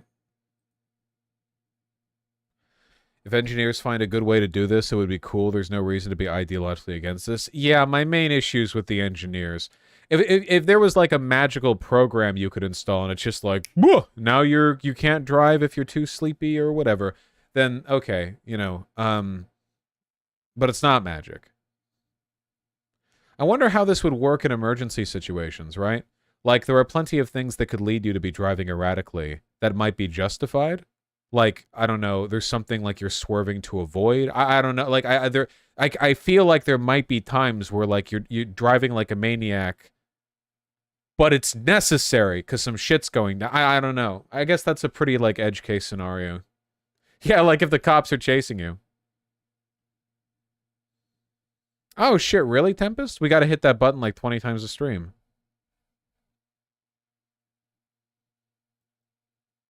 In revenue for the month of May. Wait, for the month of May. Let me see.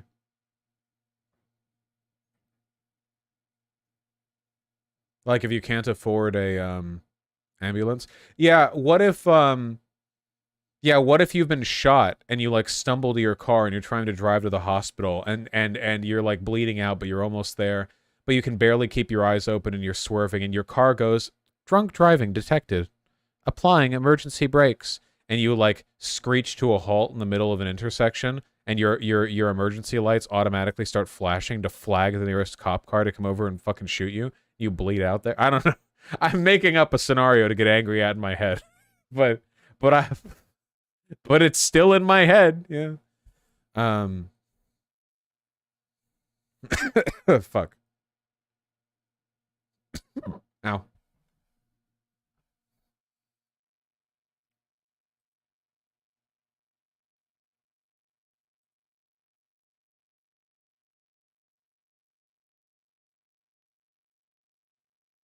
Oh, wow. Tempest, you're not wrong. It really did make a significant difference with the ad revenue. God damn.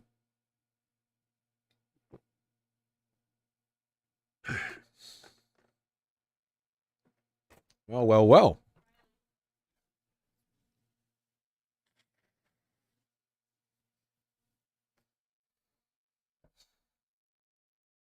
Don't mind me. What is this link that I clicked? Something about self-defense? This is in the fucking Quebec subreddit. These degenerates are all speaking French. I'm not looking at this. What am I gonna look? Oui, oui. Oh, sure.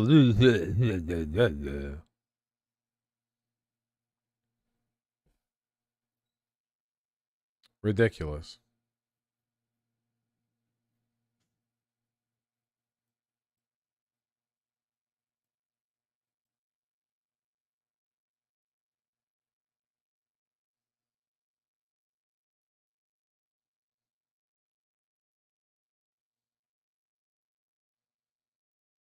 I don't understand you people.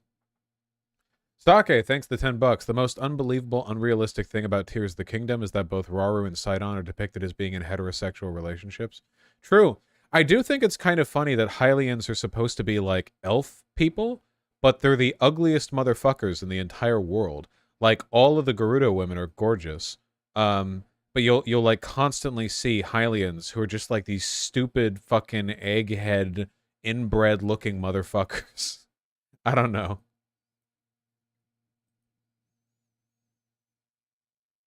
I just hate how you can only have one save file. Oh, that right there is Nintendo hating you. Nintendo fucking hates you. They want you dead. They want to rape your mother. They hate your ass. The reason they do that shit is so that if you have two people who want to play, you need two fucking switches with copies of the game. Because you can only have one copy of the game per switch, which means that you need a literal second switch and second copy of the game, both purchased separately so that you can do the thing.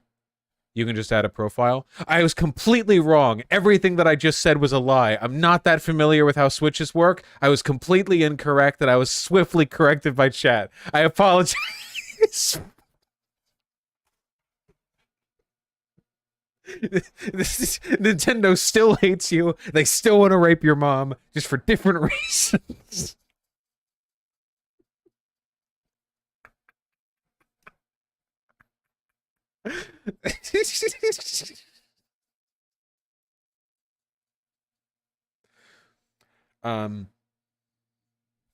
The actual reason that they only have one save file is probably to prevent people from save scumming.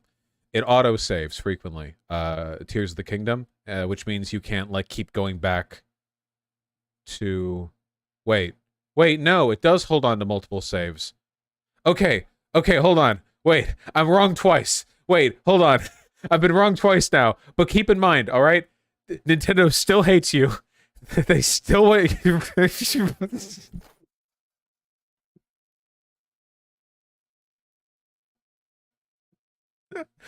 just trust me on this. Can I save scum and go back 5 minutes before I started talking? Do they still want to rape my mom? They do still want to do that, okay?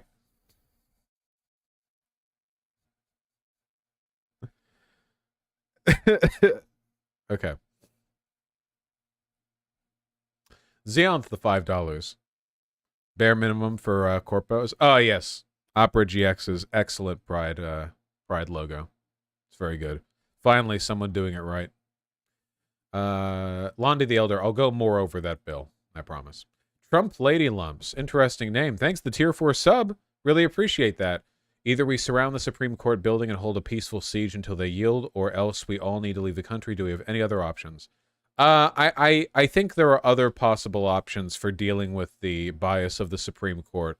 For example, you could go shop at Target and support them in their advocacy for queer rights. Good luck. Sake with the 4 tier 1 subs. Really appreciate that.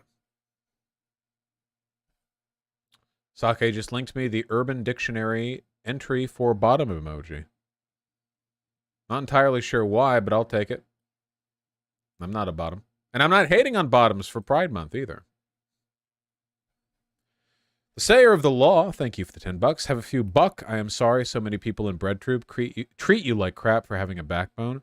Yeah, but it's okay. I really am quite happy altogether. So I don't have much reason to complain. I feel more bad for people other than me who have a backbone who get a lot of shit for it, you know, because they don't always have the support structure or the highly monetizable channel. Half-witted Diplodocus, thank you for the tier 2 sub. Really appreciate that. Vosh, you turned me gay for a month. My wife is actually looking forward to the MMMF action. Yeah, I would hope so. I mean, she'll get to see a lot of sausage waving around. The dream of many a wife, you know? Congratulations. Zadies232 with the additional tier 4 sub. I really appreciate that. Thank you so much. Happy Pride Month. Happy Pride Month to you. Happy Homo Month. Totally here for it. Tiger Fox King, thank you for the $5. How would this case affect wildcat strikes? I don't know what this is in reference to, so I'm just going to say it'll ban them entirely. Judas, thank you for the tier 1 sub. Congratulations on your recent 5th anniversary. I hope you're having a good time. Shell Bell, thank you for the very kind $20. Meow. Been lurking during unemployment, but starting new tech job next week, so can start helping out my fave streamers. Hey, that's you. I appreciate it very much, but only donate if you feel comfortable doing so, all right? Make sure to save up a nice nest egg with that tech job. Felsen Forma, thanks for the tier 1 sub. Rabbi Hanina Bendosa was said to have defeated the Queen of Demons by commanding her to stop and then allowed her mercy when she begged for it. Lilith? Isn't the Queen of Demons Lilith? And she was defeated by being told to stop? That's gay as hell. What is it with Christianity? It's like, you know, oh, the fucking Satan be gone. You can't tell Satan to be gone. I don't know. The Steven Universe method. Sorry, Steven. I think we're going to have to kill this guy. Darn. Looking at Satan, Lucifer, you know.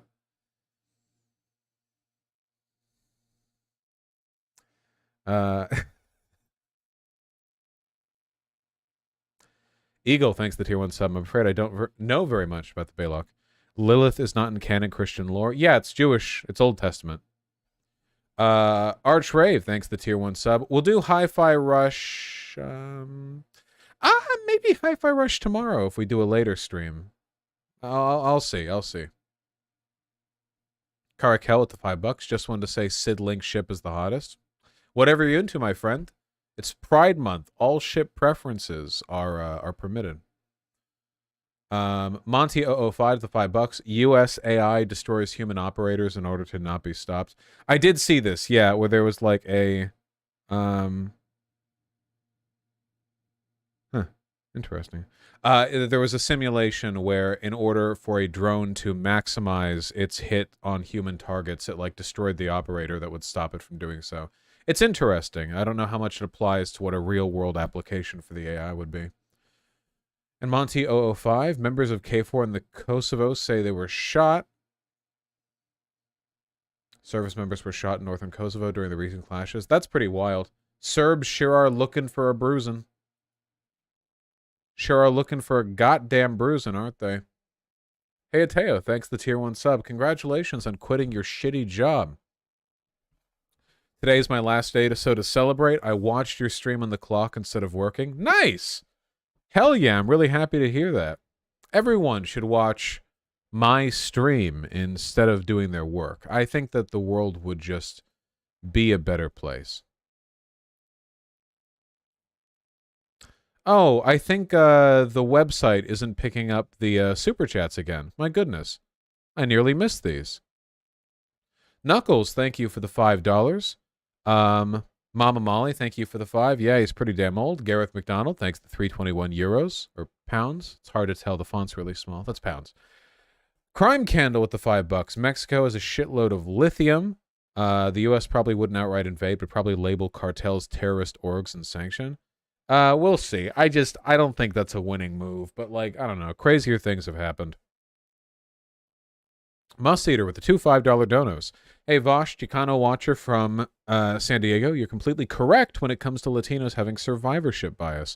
My dad immigrated in the 70s illegally and gained citizenship in the 80s. He's voted Republican every year since. It's infuriating. Wow, that fucking sucks. I'm really sorry. But hey, at least you're based, right?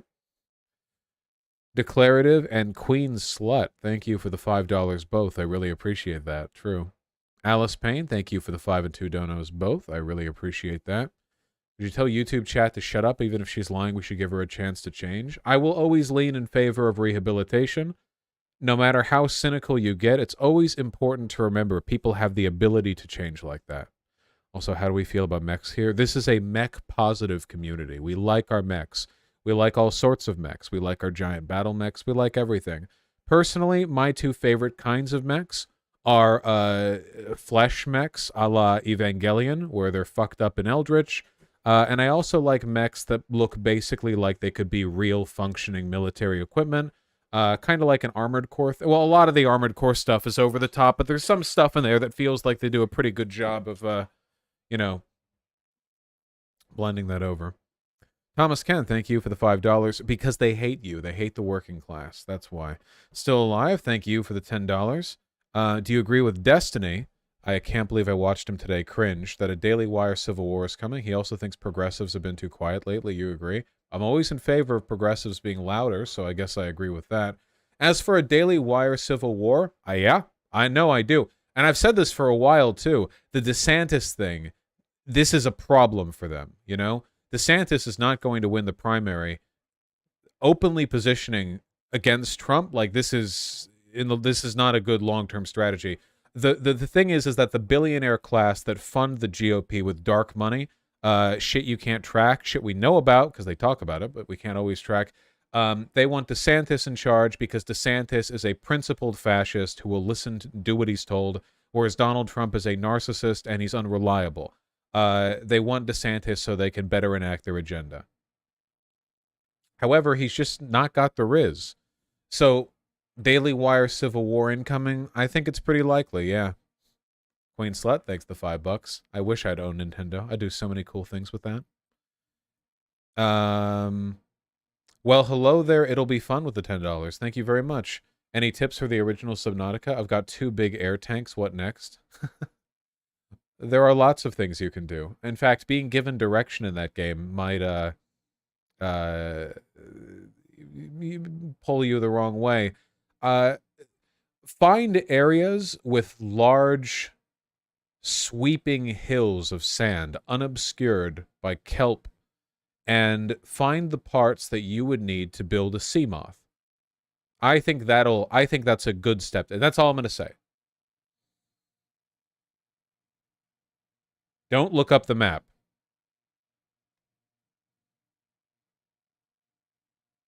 Hot dog is a sandwich. Thanks for the $5. Yes, I did. I mistyped in the title. There we go. The sayer of the law. Don't worry, I forgive you. And thanks for the $5. And Lumberjack Ent. Love you, Voosh. Can you say hi to Judas for me? Hello, Judas. Happy to hear my stream turned it around. I fell off today. I slept terribly, and I don't know why.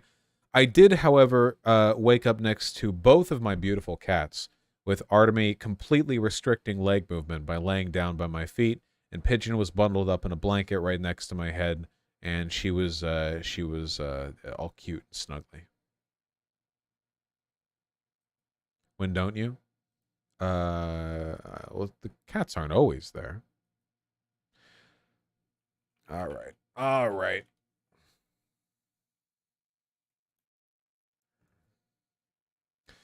Folks, I'm going to send you guys over to a little streamer I know called Canoe.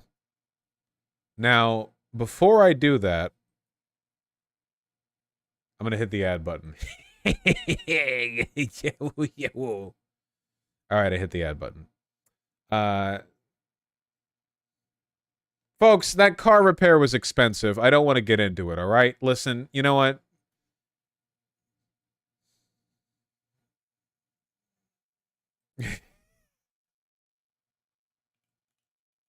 Oh, did you guys see this, by the way? This artist has been killing it. Zeke.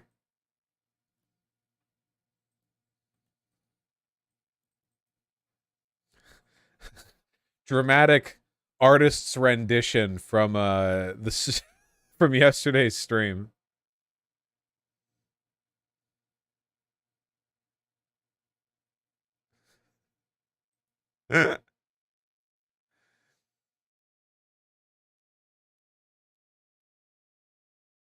All right, losers. And by losers, I mean great people. I'm being the comedically rude. Here.